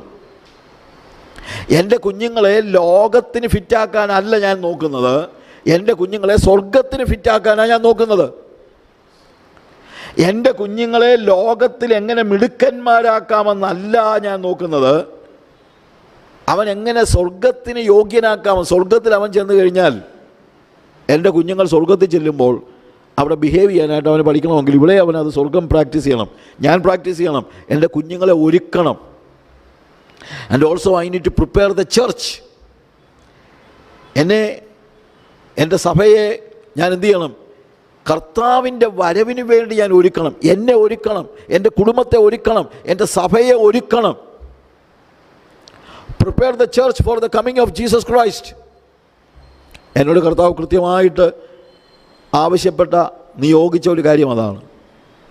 Preparing the church for the second coming of Jesus Christ. എൻ്റെ മാത്രം ചുമതലയല്ല, അത് ഓരോ വ്യക്തികളുടെയും ചുമതലയാണ്. ഓരോ വ്യക്തികളുടെയും. ഞാൻ എന്നെ ഒരുക്കണം, എൻ്റെ കുടുംബത്തെ ഒരുക്കണം, എൻ്റെ സഭയെ ഒരുക്കണം. പൗലോസൊക്കെ ഭയങ്കര കൺസേൺഡ് ആയിരുന്നു ഈ കാര്യത്തെക്കുറിച്ച്. ഓരോ നമ്മൾ 2 Corinthians 11 നമുക്കറിയാവുന്ന വേദഭാഗമാണ്. അവിടെ നമ്മൾ കാണുന്നത് 2-ാമത്തെ വാക്യം മുതൽ വായിക്കുമ്പോൾ, ഞാൻ നിങ്ങളെക്കുറിച്ച് ദൈവത്തിൻ്റെ എരിവോടെ എരിയുന്നു. ഞാൻ ക്രിസ്തു എന്ന ഏക പുരുഷന് നിങ്ങളെ നിർമ്മല കന്യകയായി ഏൽപ്പിപ്പാൻ വിവാഹ നിശ്ചയം ചെയ്തിരിക്കുന്നു. പോൾ പറയുക, കൊരിന്ത്യയിലെ ജനങ്ങളെക്കുറിച്ച് പറയുകയാണ്, ഞാൻ നിങ്ങളെക്കുറിച്ച് ദൈവത്തിൻ്റെ എരിവോടെ എരിയുന്നു. എന്താ എരിവ്? എന്തിനാ എരിയുന്നത്? കാര്യം കർത്താവിൻ്റെ വരവിൽ അവൻ്റെ മണവാട്ടിയായിട്ട് നിങ്ങൾ പോകേണ്ടിവരാ. ഞാൻ നിങ്ങളെ ക്രിസ്തു എന്ന ഏക പുരുഷന് നിങ്ങളെ നിർമ്മല കന്യകയായി ഏൽപ്പിപ്പാൻ വിവാഹ നിശ്ചയം ചെയ്തിരിക്കുന്നു. ഇനി അവൻ വരുമ്പോൾ ഈ മണവാട്ടിയെ അവന് യോജിക്കുന്ന രീതിയിൽ ഒരുക്കിയെടുക്കുക എന്നുള്ളത് എൻ്റെ ചുമതലയാണെന്ന് പൗലോസ് പറയുക.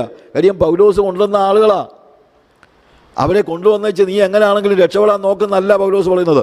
പോളിൻ്റെ കൺസേൺ അതാണ്. പോൾ പറയുകയാണ്, I M much concerned about everybody in the church. കാര്യം ഞാൻ നിങ്ങളെ ബെട്രോത്തി അല്ലെങ്കിൽ യേശുക്രിസ്തുവിന് നിങ്ങളെ വിവാഹ നിശ്ചയം ചെയ്തിരിക്കുകയാണ്.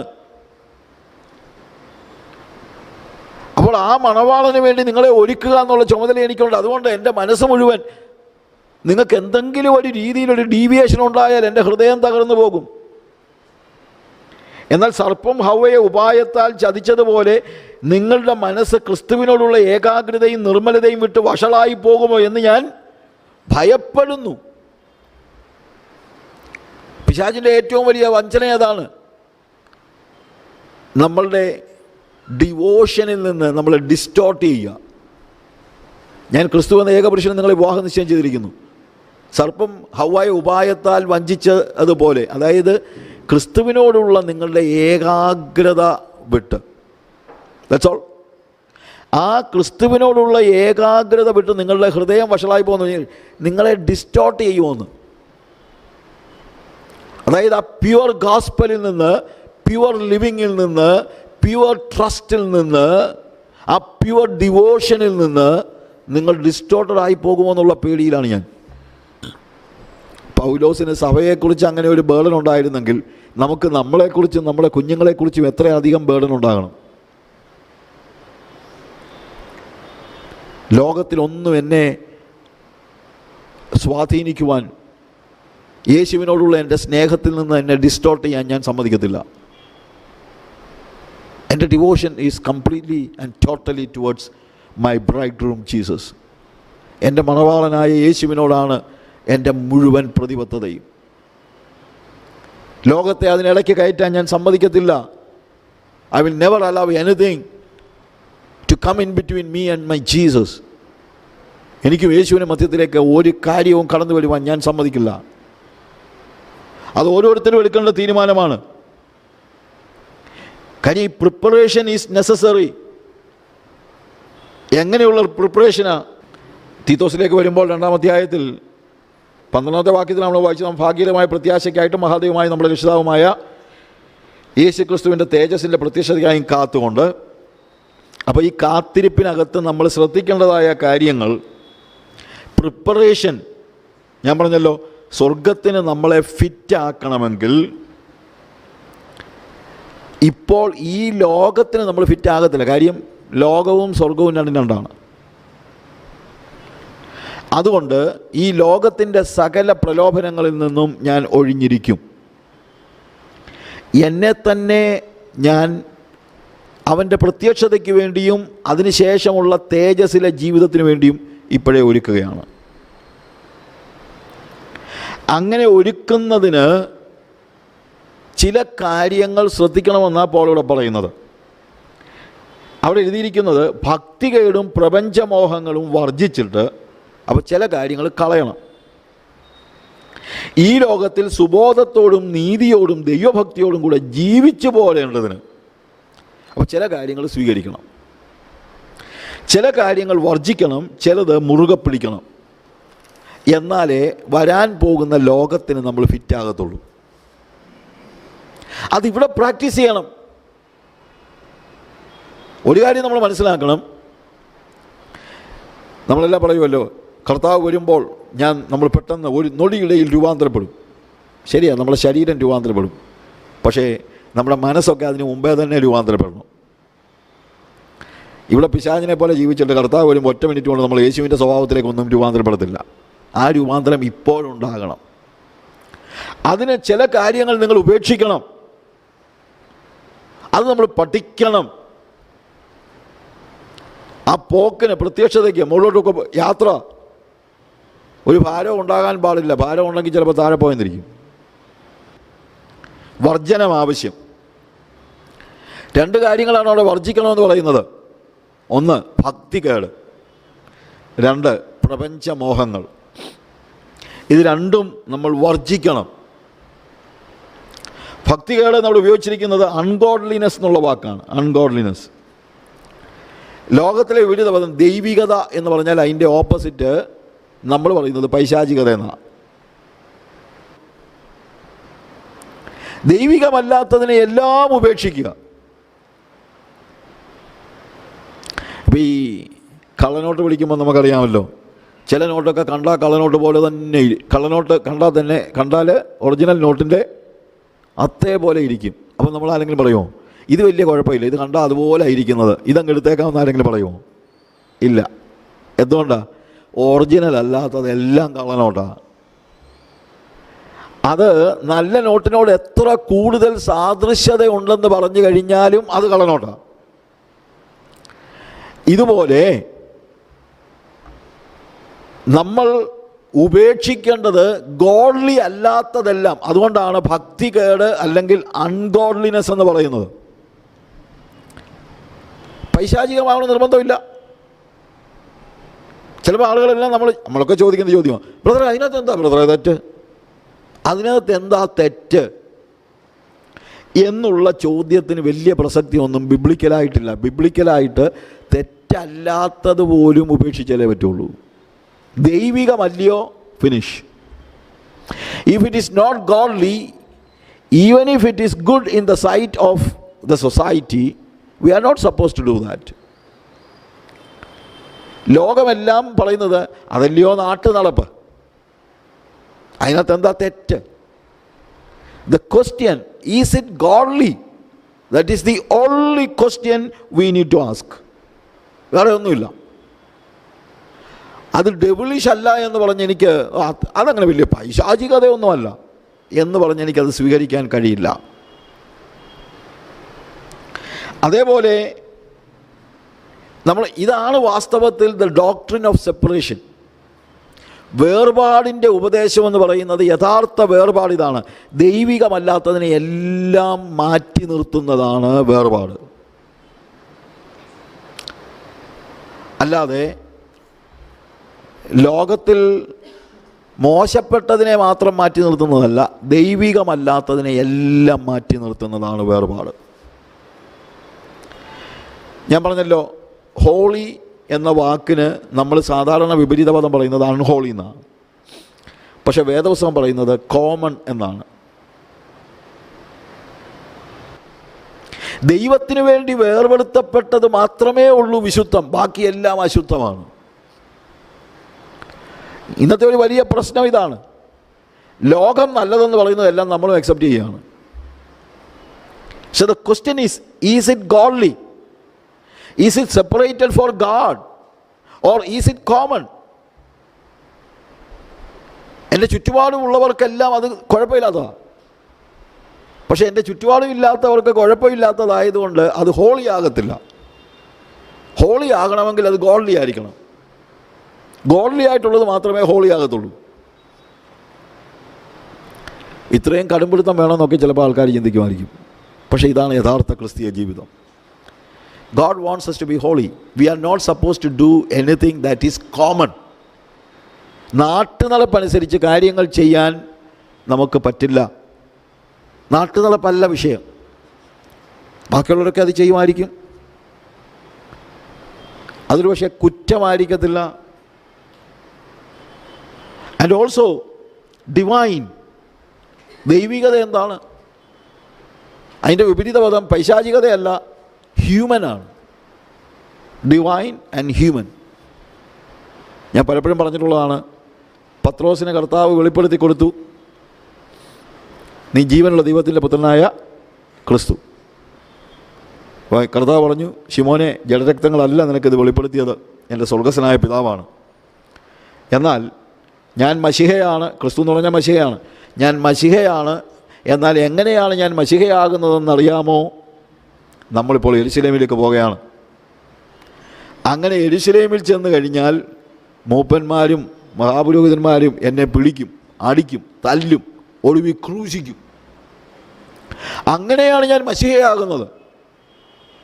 ഉടനെ പത്രോസ് പറഞ്ഞു, കർത്താവേ, അത് വേണ്ട, നീ ഡയറക്റ്റായിട്ട് അങ്ങ് മശിഹയായാൽ മതി, പോയി ക്രൂശിക്കപ്പെട്ടൊന്നും മശിഹയാകണ്ട. എനിക്ക് സങ്കടം കൊണ്ട് പറഞ്ഞതാ, സ്നേഹം കൊണ്ട് പറഞ്ഞതാ. കാര്യം അവൻ യേശുവിനെ അതുപോലെ സ്നേഹിക്കുന്നു. യേശു ക്രൂശിക്കപ്പെടുന്ന അവന് സഹിക്കാൻ പറ്റത്തില്ല. ഉടനെ പത്രോസ് പറയുന്ന വാക്കെന്താണ്? സാത്താനെ, എന്നെ വിട്ടുപോ. അപ്പം ഞാൻ പലപ്പോഴും ആലോചിച്ചിട്ടുണ്ട്, എന്തൊരു കഷ്ടമാണ്. പത്രോസ് സ്നേഹത്തോടെ നീ ക്രൂശിക്കപ്പെടരുതെന്ന് പറഞ്ഞപ്പോൾ വിളിച്ചത് സാത്താനെ എന്ന്. എന്താണെന്നറിയാമോ? ക്രൂശ് ഒഴിവാക്കാനുള്ള പ്രലോഭനം പണ്ട് തൊട്ടേ സാത്താൻ കൊടുക്കുന്നതാണ്. അവൻ്റെ പ്രലോഭനങ്ങൾ തുടങ്ങുമ്പോൾ തന്നെ നീ ദൈവത്തിൻ്റെ പുത്രനെങ്കിൽ ഈ കല്ലപ്പമായി തീരാൻ കൽപ്പിക്കുക. അപ്പോൾ വലിയ അത്ഭുതം നടക്കുമല്ലോ. ക്രൂശിക്കപ്പെടേണ്ട കാര്യമൊന്നും ഇല്ല. അങ്ങനെ നിനക്ക് മശിഹയാകാം. എല്ലാവർക്കും ഇന്ന് അത്യാവശ്യമുള്ളത് ഭക്ഷണമാണ്. ഇവിടാണെങ്കിൽ കല്ല് ഇഷ്ടം പോലെ ഉണ്ട് താനും. കർത്താവ് പറഞ്ഞു, അല്ല, ഞാൻ മശിഹയാകുന്നത് ക്രൂശിക്കപ്പെട്ടുകൊണ്ടാണ്. അവിടെ അത് സ്പെസിഫിക്കായിട്ട് പറഞ്ഞതല്ല. ക്രൂശ് ഒഴിവാക്കാനുള്ള പ്രലോഭനങ്ങൾ. ദേവാലയത്തിന് അകത്ത് നിന്ന് താഴോട്ട് ചാട്, അപ്പോൾ എല്ലാവരും നിന്നെ അക്സെപ്റ്റ് ചെയ്യും. പിന്നെ നീ ക്രൂശിക്കപ്പെടേണ്ട കാര്യമില്ലല്ലോ. അടുത്തത്, നീ ഏതാണെങ്കിലും ഈ ഭൂമിയെ വീണ്ടെടുക്കാൻ വന്നതല്ലയോ, എന്നാൽ പിന്നെ അതിൽ ഞാൻ നിനക്കങ്ങ് തന്നേക്കാം, ഞാനും കൂടെ കോണിലിരുന്നോളാം, നമുക്ക് ഒരു കൂട്ടുകൃഷി അങ്ങ് നടത്താം. കർത്താവ് പറഞ്ഞു, നോ, നിൻ്റെ ദൈവമായ കർത്താവിനെ മാത്രമേ ആരാധിക്കാവൂ. ക്രൂശിക്കപ്പെടാതെ ഭൂമിയിലെ സകല, അല്ലെങ്കിൽ ഭൂമിയെ യേശുവിന് കൊടുത്തേക്കാമെന്ന് അവൻ പറഞ്ഞത്.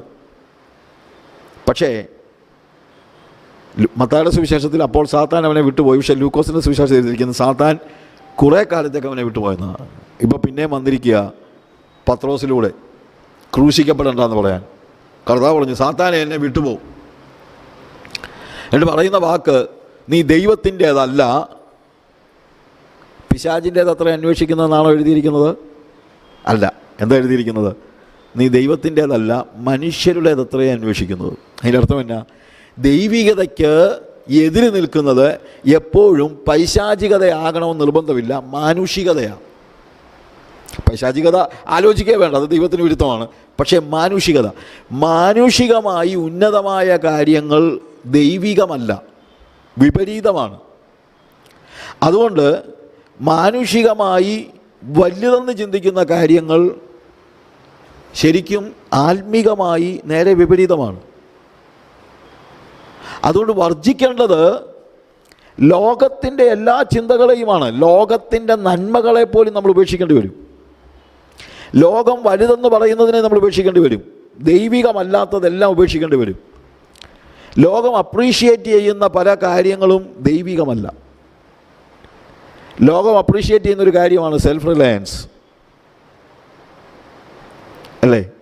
പക്ഷേ വേദപുസ്തകം സെൽഫ് റിലയൻസിൻ്റെ നേരെ ഓപ്പോസിറ്റാണ്. ഒരു കാരണവശാലും നിങ്ങളിൽ തന്നെ ആശ്രയിക്കുന്നവരാകരുത്.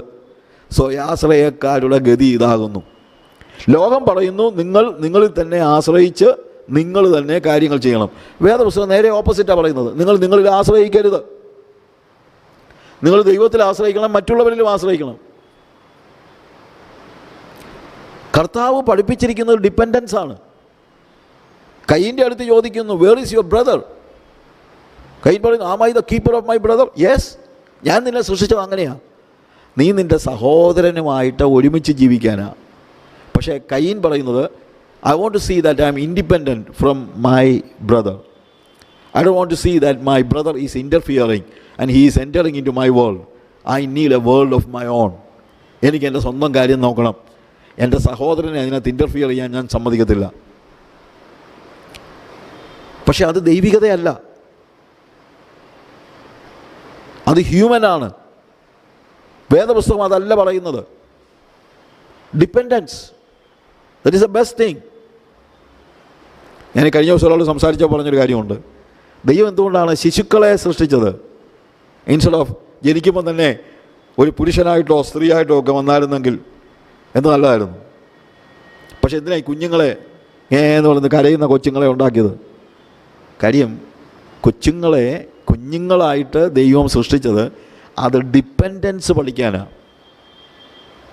അങ്ങനെ വളരാവൂ കുഞ്ഞുങ്ങൾ ഇൻഡിപെൻഡൻ്റ് ആകാൻ പാടില്ല. ഇന്ന് നമ്മൾ നോക്കുന്നത് മുഴുവൻ എങ്ങനെ കുഞ്ഞുങ്ങളെ ഇൻഡിപെൻഡൻ്റ് ആക്കാമെന്നാണ്. കുഞ്ഞുങ്ങൾ ഡിപ്പെൻഡൻ്റ് ആയിരിക്കണം. അങ്ങനെയാണ് സ്നേഹം ഉണ്ടാകുന്നത്, അങ്ങനെയാണ് കരുണ ഉണ്ടാകുന്നത്, അങ്ങനെയാണ് ദൈവിക സ്വഭാവങ്ങൾ നമ്മിൽ വ്യാപരിക്കുന്നത്. ഡിപ്പെൻഡൻസ് കൊണ്ടാണ്. ഇനി മറ്റൊരു കാര്യം, ദൈവം എന്തിനാണ് വാർദ്ധക്യം ഡിസൈൻ ചെയ്തത്? ഈ കഴിഞ്ഞ ദിവസം ഒരാൾ സംസാരിച്ചു, ഞാൻ പറഞ്ഞു, വാർദ്ധക്യം it is designed by God. ദൈവം ഡിസൈൻ ചെയ്തതാണ് വാർദ്ധക്യം. റിട്ടയർ ചെയ്ത് കുറച്ച് കഴിഞ്ഞപ്പോഴത്തേക്ക് നല്ല ആരോഗ്യത്തോടെ അങ്ങ് മരിച്ചാൽ എന്ത് നല്ലതാണ്. അങ്ങനെ പലരുടെ ആഗ്രഹം. എനിക്ക് ആരെയും ബുദ്ധിമുട്ടിക്കാതെ അങ്ങ് പോയാൽ മതിയായിരുന്നു. എനിക്കങ്ങനല്ല, എനിക്ക് കുറച്ചുപേരെ ബുദ്ധിമുട്ടിച്ച് പോകണമെന്നാണ് എൻ്റെ ആഗ്രഹം. കാര്യം അപ്പോഴാണ് ഞാൻ ഡിപ്പെൻഡൻസ് പഠിക്കുന്നത്. കാര്യം ഇൻഡിപെൻഡൻ്റ് ആയിരുന്ന കുഞ്ഞ് കുറച്ചുനാൾ കഴിയുമ്പോൾ, ഡിപ്പെൻഡൻ്റ് ആയിരുന്ന കുഞ്ഞ് കുറച്ചുനാൾ കഴിയുമ്പോൾ ഇൻഡിപെൻഡൻ്റ് ആകും. പിന്നെ ഇവനെ ഒന്ന് മെരുക്കിയെടുക്കുന്നത് വാർദ്ധക്യത്തിലാണ്. അന്നേരമാണ് ഇവന് ഒരു ഹ്യൂമിലിറ്റിയൊക്കെ ഉണ്ടാകുന്നത്. ഇന്നലെ വരെ പിള്ളേർക്ക് കാശ് കൊടുത്തു, ഇന്നിപ്പോൾ പിള്ളേർ കാശ് തരണം. ഇന്നലെ വരെ പിള്ളേർ നമ്മളെ കാര്യങ്ങൾ അല്ലെങ്കിൽ നമ്മുടെ സൗകര്യത്തിനനുസരിച്ച് പിള്ളേർ കാര്യങ്ങൾ ചെയ്തു. ഇനിയിപ്പം അവരുടെ സൗകര്യത്തിനനുസരിച്ച് അവരുടെ പ്രോഗ്രാം അനുസരിച്ച് വേണം. മറ്റേന്ന് ഞങ്ങളല്ലല്ലോ, പിള്ളേരല്ലല്ലോ പ്രോഗ്രാം ഡിസൈൻ ചെയ്യുന്നത്, അപ്പനും അമ്മയല്ലേ. പക്ഷേ ഇപ്പം അപ്പനും അമ്മയും പിള്ളേരുടെ പ്രോഗ്രാം അനുസരിച്ചാണ് കാര്യങ്ങൾ ചെയ്യുന്നത്. അത് നല്ലൊരു കാര്യമാണ്. രണ്ട് രീതിയിലും നല്ലതാണ്. ഒന്ന്, അപ്പനും അമ്മയും അവർക്ക് കുഞ്ഞുങ്ങൾക്ക് കൊടുത്തതെല്ലാം തിരിച്ചു കൊടുക്കാൻ കുഞ്ഞുങ്ങൾക്കൊരു അവസരം ലഭിക്കുകയാണ്. രണ്ട്, കുഞ്ഞുങ്ങളിൽ നിന്ന് സ്വീകരിച്ച് ഞാൻ ഹ്യൂമിലിറ്റി പഠിക്കുകയാണ്. ഇതെല്ലാം നിത്യതയ്ക്ക് വേണ്ടി എന്നെ ഒരുക്കുന്ന കാര്യങ്ങളാണ്. നിത്യതയ്ക്ക് വേണ്ടി ഒരുക്കുന്ന കാര്യങ്ങളാണെന്നുള്ളത് നമ്മൾ പലപ്പോഴും മനസ്സിലാക്കുന്നില്ല. സൗദി അറേബ്യയിൽ അടുത്ത സമയത്തൊരു കേസുണ്ടായി. ഒരാൾ കേസ് കൊടുത്തു. അപ്പനെ നോക്കുന്ന ആളാണ്. അയാൾക്ക് 80 വയസ്സുണ്ട്. അപ്പനല്ല, മകന് 80 വയസ്സുണ്ട്, അപ്പന് 105 വയസ്സ്. അപ്പോൾ ഒരാൾ കേസ് കൊടുത്തത് ഈ 80 വയസ്സുള്ള ആളുടെ അനിയൻ. എന്തിനാ കേസ് കൊടുത്തെന്നറിയാമോ? അപ്പനെ ശുശ്രൂഷിക്കാൻ എനിക്ക് അവസരം കിട്ടുന്നില്ല, അതുകൊണ്ട് അപ്പനെ എനിക്ക് വിട്ടുതരാൻ കോടതി കേസ് കൊടുത്തിരിക്കുക. അപ്പോൾ മൂത്ത ആളും കേസ് കൊടുത്തു. മൂത്താൾ പറഞ്ഞു, എൻ്റെ അപ്പനെ ശുശ്രൂഷിക്കുന്നതിൽ എനിക്ക് ലഭിക്കുന്ന ആ ആത്മീയ അല്ലെങ്കിൽ സ്പിരിച്വൽ അല്ലെങ്കിൽ എൻ്റെ അനിയൻ തട്ടിയെടുക്കാൻ പരിശ്രമിക്കുന്നു, അതുകൊണ്ട് അപ്പനെ എനിക്ക് തന്നെ വേണം. അവിടെ ഈ കോടതി വല്യപ്പൻ്റെ മൂത്താളുടെ കൂടെ നിന്നു. കോടതി മൂത്താളുടെ കൂടെ നിന്നു. നടന്ന സംഭവമാണ്. ഇവിടെ ആണെങ്കിൽ അങ്ങോട്ടും ഇങ്ങോട്ടും ഇട്ട് തട്ടുക. ഞാൻ പറയാറുണ്ട്, ചെറിയ പ്രായത്തിൽ പിള്ളേർ അപ്പൻ്റെ പേരിൽ വഴക്കുണ്ടാക്കും. എൻ്റെ അപ്പയാ ഉടനെ ഇളയ വെച്ചോളൂ, അല്ല എൻ്റെയാ, എൻ്റെ അപ്പനാ, എൻ്റെ ഡാഡിയാ. ഉടനെ പറയും, അല്ല നിൻ്റെ അല്ല, എൻ്റെ ഡാഡിയാ എന്ന് പറയുമായിരുന്നു കൊച്ചിലെ. പക്ഷെ പ്രായമാകുമ്പോൾ പറയും, നിൻ്റെ ഡാഡിയാ, എടുത്തോ. ഇതാണ് ലോകം. ആ ലോകത്തെ ഫോളോ ചെയ്യാനല്ല ദൈവം ഉദ്ദേശിക്കുന്നത്. ഭക്തികേട്, അൺഗോഡ്ലിനെസ് വാട്ട് എവർ വേൾഡ്ലി, അതിനെ നമ്മൾ എന്ത് ചെയ്യണം? നമ്മൾ റിനൗൺസ് ചെയ്യണം, ഉപേക്ഷിക്കണം. അവൻ്റെ പ്രത്യക്ഷതയ്ക്ക് വേണ്ടി ഒരുങ്ങുന്നവർ ലൗകികരായി ജീവിക്കുവാനല്ല, ലോകം ബെസ്റ്റ് എന്ന് പറയുന്നതിനെ അനുസരിച്ച് ജീവിക്കാനല്ല, ദൈവികമായത് മാത്രം, that is the only thing, അതിനുവേണ്ടി മാത്രം ജീവിക്കുന്നവരായിരിക്കണം. എല്ലാ ഭക്തികളിനെയും ഞാൻ റിനൗൺസ് ചെയ്യണം. ഇന്നത്തെ ഒരു വലിയ പ്രശ്നം ഈ സെക്യുലറിസത്തെ നമ്മളങ്ങ്, സെക്യുലറിസം ഏതാണ്ട് നല്ല കാര്യമാണെന്നാണ് മനുഷ്യർ ചെയ്യുന്നത്. അതുകൊണ്ട് when you are secular you are appreciated. അതൊരു വലിയ പ്രശ്നമാണ്. പക്ഷേ വേദപുസ്തകം വിഭാവന ചെയ്യുന്നത് സെക്യുലറിസം അല്ല. വേദപുസ്തകം വിഭാവന ചെയ്യുന്നത് തിയോക്രസിയാണ്. We are not secular, we are godly and God is our king. ദൈവമാണ് രാജാവ്. ഗിദെയോനോട് എല്ലാവരും കൂടെ വന്നിട്ട് പറഞ്ഞു, നീയാണല്ലോ ഞങ്ങളെ മിദ്യാന്യയിൽ നിന്ന് രക്ഷിച്ചത്, അതുകൊണ്ട് നീ ഞങ്ങൾക്ക് രാജാവായിരിക്കണം, നിൻ്റെ മകനും മക്കളും അങ്ങനെ തന്നെ. ഗിദെയോൻ പറഞ്ഞു, നോ, ഞാൻ നിങ്ങൾക്ക് രാജാവാകയില്ല, എൻ്റെ മക്കളുമാകയില്ല, യഹോവയത്രേ നിങ്ങളുടെ രാജാവ്. അതാണ് വേദപുസ്തകത്തിൻ്റെ understanding. Who is the king? The king is God. ദൈവം ഭരിക്കുന്നതാണ് വേദപുസ്തകം വിഭാവന ചെയ്തിരിക്കുന്നത്. തിയോക്രസിയ, മോണോക്രസി അല്ല. മോണോക്രസി എന്താണ്? അത് ലോകത്തിൻ്റെയാണ്. അതുകൊണ്ടാണ് ശമൂവേലിൻ്റെ അടുത്ത് എല്ലാവരും കൂടെ ചെന്ന് പറയുന്നത്, സകല ജാതികൾക്കും ഉള്ളതുപോലെ ഞങ്ങൾക്കൊരു രാജാവിനെ വാഴിച്ചു തരണം. അത് സെക്യുലറിസമാണ്. മോണോക്രസി എന്ന് പറയുന്നത് ലോകത്തിൻ്റേതാണ്, ദൈവത്തിൻ്റേതല്ല. തിയോക്രസിയാണ് ദൈവത്തിൻ്റേത്. ഡെമോക്രസിയും ദൈവികമല്ല. ഇന്നിപ്പോൾ സഭ പോലും ഡെമോക്രസിയാണ് മാക്സിമം പറയുന്നത്. ചിലടത്ത് മോണോക്രസിയാ, ഡെമോക്രസി നോ. നമ്മൾ പറയുന്നത്, ബ്രദറെ നമ്മൾ ഈ ലോകത്തിലല്ലേ ബ്രദറെ ജീവിക്കുന്നത്. ശരിയാ, നമ്മൾ ഈ ലോകത്തിലാണ് ജീവിക്കുന്നത്. പക്ഷേ ഈ ലോകത്തിന് വേണ്ടിയല്ല ജീവിക്കുന്നത്. ഈ ലോകത്തിലാണ് നമ്മൾ ജീവിക്കുന്നത്. പക്ഷേ നമ്മൾ ജീവിക്കുന്നത് വരുവാൻ പോകുന്ന തേജസ്സിൻ്റെ ലോകത്തിന് വേണ്ടി ജീവിക്കുന്നവരാണ് നമ്മൾ. അതുകൊണ്ട് നമ്മുടെ ജീവിതത്തെ നമ്മൾ ക്രമീകരിക്കേണ്ടത് ലോകത്തിൻ്റെ നന്മ നോക്കിയല്ല, ദൈവികത എന്താണോ അത് നോക്കിയാണ്. സകല ജാതികൾക്കും ഉള്ളതുപോലെ ഒരു രാജാവിനെ വേണമെന്ന് പറയാനല്ല, കർത്താവേ നീയാണ് ഞങ്ങളുടെ രാജാവ് എന്ന് പറയുന്നത്. We need to follow God as our king. എനിക്കൊരു രാജാവുണ്ട്, ആ രാജാവ് യേശുവാണ്. ഞാൻ ഈ ലോകത്തിൽ ജീവിക്കുന്നുണ്ട്. ഈ ലോകത്തിൽ രാജ്യമുണ്ട്, നിയമമുണ്ട്, എല്ലാം ഉണ്ട്. ഞാൻ ഈ രാജ്യത്തിൻ്റെ മുഴുവൻ നിയമങ്ങളും അനുസരിക്കാൻ തയ്യാറാണ്. എപ്പോൾ വരെ എന്ന് ചോദിച്ചാൽ അത് യേശുവിൻ്റെ നിയമങ്ങൾക്ക് വിരുദ്ധമല്ലാത്ത കാലത്തോളം. യേശുവിൻ്റെ നിയമവും രാജ്യത്തിൻ്റെ നിയമവും രണ്ട് തട്ടിലായാൽ എനിക്ക് തിരഞ്ഞെടുക്കാൻ കഴിയുന്നത് യേശുവിൻ്റെ നിയമം മാത്രമാണ്. കാര്യം ആത്യന്തികമായി യേശുവാണ് എൻ്റെ രാജാവ്. അല്ലാത്ത കാലത്തോളം ഞാൻ ഈ രാജ്യത്തിൻ്റെ എല്ലാ നിയമങ്ങളും അനുസരിക്കുന്ന ആളാണ്. എല്ലാ നിയമങ്ങളും അതിന് ഞാൻ തയ്യാറാണ്. പക്ഷേ if you ask me who is your king, I will tell it is Jesus. ഈ ഒരൊറ്റ കാര്യത്തിൻ്റെ പേരിലാണ് 1-ാം നൂറ്റാണ്ടിൽ 10,000-കണക്കിന് ക്രിസ്ത്യാനികൾ കൊല ചെയ്യപ്പെട്ടത്. നിങ്ങൾക്കറിയാമോ? അന്ന് സീസർ പറഞ്ഞു, സീസർ ഈസ് കിങ് കുറിയോസ്, സീസറാണ് രാജാവ്. പക്ഷേ ക്രിസ്ത്യാനികൾ പറഞ്ഞു, ഞങ്ങൾക്ക് യേശുവാണ് രാജാവ്, ജീസസ് ഈസ് കുറിയോസ്. യേശുവാണ് ഞങ്ങളുടെ രാജാവ്, ഞങ്ങൾ ആരാധിക്കുന്നത് യേശുവിനെ മാത്രമേ ഉള്ളൂ. സീസർ പറഞ്ഞു, എന്നെ ആരാധിക്കണം, കാര്യം ഞാനാണ് രാജാവ്, ഞാൻ ദൈവത്തിൻ്റെ പ്രതിനിധിയാണ്, ദൈവത്തിന് വേണ്ടി ഭരിക്കുന്നവനാണ്. അതുകൊണ്ട് നിങ്ങൾ എന്നെ ആരാധിക്കണം, എന്നെ പിൻപറ്റണം. ക്രിസ്ത്യാനികൾ പറഞ്ഞു, no, Jesus is our Lord. ഈ ഒരൊറ്റ ഏറ്റുപറച്ചിലിൻ്റെ പേരിൽ ആയിരക്കണക്കിന് ആളുകൾക്ക് ജീവൻ കൊടുക്കേണ്ടി വന്നു. പ്രിയമുള്ളവരെ, ആരാ നിങ്ങളുടെ രാജാവ്? യേശുവാണോ രാജാവ്? എൻ്റെ രാജാവ് യേശുവാണ്. ആ രാജാവായ യേശു വരുന്നു. ആ ലോകത്തിനുള്ളവനാണ് ഞാൻ.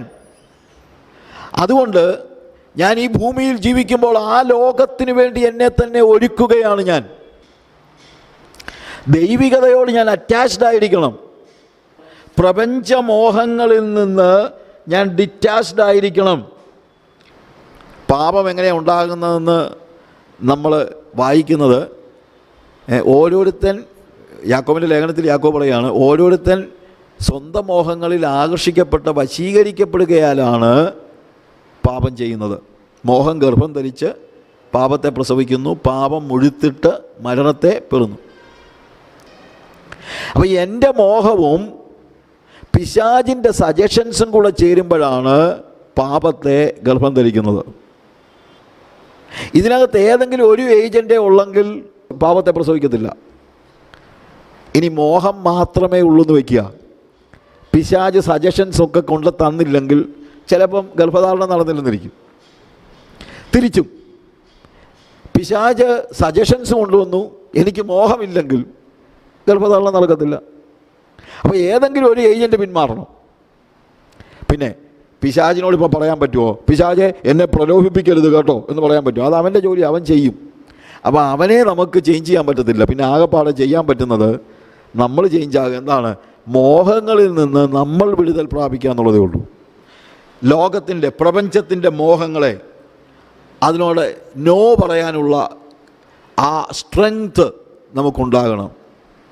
അതിനാണ് ദൈവകൃപ. സകല മനുഷ്യർക്കും രക്ഷാകരമായ ദൈവകൃപ ഉദിച്ചുവല്ലോ. എന്നിട്ടാണ് പറയുന്നത്, ആ കൃപ നിങ്ങളുടെ മേൽ ഉദിച്ചത് കൊണ്ട് ഈ കൃപ പാപം ചെയ്യാനുള്ള കൃപയല്ല, പ്രത്യുത പ്രപഞ്ചമോഹങ്ങളിൽ നിന്ന്, ഭക്തികളിൽ നിന്ന് നിങ്ങളെ വിടുവിക്കുന്ന കൃപയാണ്, നിങ്ങളെ വിശുദ്ധിയിലേക്ക് നയിക്കുന്ന കൃപയാണ്. ഹവ്വ മോഹിച്ചു, അവൾ പാപത്തിൽ വീണുപോയി. ജഡമോഹം, കൺമോഹം, ജീവനത്തിൻ്റെ പ്രതാപം എല്ലാം അതിനകത്ത് തന്നെയുണ്ട്. അവൾ ആ പഴം കണ്ടു, അത് കാണാൻ ഭംഗിയുള്ളതും കൺമോഹം, തിന്മാൻ രുചിയുള്ളതും ജഡമോഹം, ജ്ഞാനം പ്രാപിപ്പാൻ കാമ്യവും ജീവനത്തിൻ്റെ പ്രതാപം എന്ന് കണ്ട് അവൾ പിശാചിൻ്റെ സജഷൻ കേട്ട് പറിച്ച് തിന്നു, ഭർത്താവിനും കൊടുത്തു. മോഹമാണ് പ്രശ്നം ഉണ്ടാക്കിയത്. ആഖാൻ പാപം ചെയ്തു. അവനോട് ചോദിച്ചത്, എന്താ കുഞ്ഞേ നീ ഇത് ചെയ്തത്? ഞാൻ ഈ ബാബിലോണിയ മേലങ്കിയൊക്കെ കണ്ടപ്പം ഞാൻ കണ്ടു, മോഹിച്ചു, എടുത്തു. അവിടെയാണ് നമ്മൾ കൃപ ആവശ്യമായിരിക്കുന്നത്. കൃപ. യേശുക്രിസ്തുവിൻ്റെ വരവിന് മുമ്പ് ഒരുപക്ഷെ നിയമമുണ്ടായിരുന്നു, പക്ഷേ അത് അനുസരിക്കത്തക്ക രീതിയിലുള്ള കൃപയില്ലായിരുന്നു. പക്ഷേ ഇപ്പോൾ അനുസരിക്കാനുള്ള കൃപയാണ് ഉള്ളത്. ദാവീദ് കണ്ടു, മോഹിച്ചു, ഊരിയാവിൻ്റെ ഭാര്യയെ എടുത്തു. അവനവൻ്റെ മോഹത്തോട്, പ്രപഞ്ചമോഹത്തോട്, ജഡമോഹത്തോട് നോ പറയാൻ കഴിഞ്ഞില്ല. ലോകവും അതിൻ്റെ മോഹവും ഒഴിഞ്ഞു പോകും. ദൈവേഷ്ടം ചെയ്യുന്നവനോ എന്നേക്കും ജീവിക്കും. പിന്നെ ഇവിടെ കോൺട്രാസ്റ്റ് വരികയാണ്. എന്താണ്? ലോകവും അതിൻ്റെ മോഹവും ഒരു സൈഡിൽ, അടുത്തതെന്താണ്? ദൈവേഷ്ടം. അപ്പോൾ തന്നെ മനസ്സിലാക്കാം, ലോകമോഹത്തിൻ്റെ നേരെ വിപരീതമാണ് ദൈവേഷ്ടം. അപ്പം ഞാൻ എന്താണ് ഫോളോ ചെയ്യേണ്ടത്? ഞാൻ ഫോളോ ചെയ്യേണ്ടത് ദൈവേഷ്ടം. അതിനാണ് ദൈവകൃപ. ആ ദൈവകൃപ ഉദിച്ചതുകൊണ്ട് എനിക്ക് ദൈവേഷ്ടം തിരിച്ചറിയാൻ കഴിയുന്നു. പൗലോസ് ഗലാത്യലേഖനം 5:24 പറയുന്നത്, ക്രിസ്തുവേശുവിനുള്ളവർ ജഡത്തെ അതിൻ്റെ രാഗമോഹങ്ങളോട് കൂടെ ക്രൂശിച്ചിരിക്കുന്നു. പ്രിയമുള്ളവരെ, അവൻ്റെ പ്രത്യക്ഷതയിലുള്ള പ്രത്യാശ നമുക്കുണ്ടെങ്കിൽ നമ്മൾ ജഡത്തെ അനുസരിച്ച് നടക്കുകയില്ല. അവൻ വരാറായി. അവൻ്റെ വരവിങ്കൽ എനിക്കൊരിക്കലും എൻ്റെ ഇഷ്ടമനുസരിച്ച് ജീവിച്ച് ലോകമോഹത്തിന് എന്നെ തന്നെ കൊടുത്ത് ലജ്ജിതനാകുവാൻ എനിക്ക് ആഗ്രഹമില്ല. എൻ്റെ ഫ്ലഷിനെ ഐ ക്രൂസിഫൈ മൈ ഫ്ലഷ്, എൻ്റെ ജഡത്തെ ഞാൻ അതിൻ്റെ രാഗമോഹങ്ങളോടുകൂടെ ക്രൂശിച്ചിരിക്കുന്നു. എന്തിനാ? അവൻ വരുന്നു. അതിനുവേണ്ടി എന്നെ ഒരുക്കണമെങ്കിൽ ഇനി ഈ രാഗമോഹങ്ങളിൽ ഞാൻ പോകാൻ കഴിയില്ല. That is my preparation. പക്ഷെ ഇപ്പോഴവൻ്റെ ജീവൻ എന്നിലേക്ക് ഒഴുകുകയാണ്.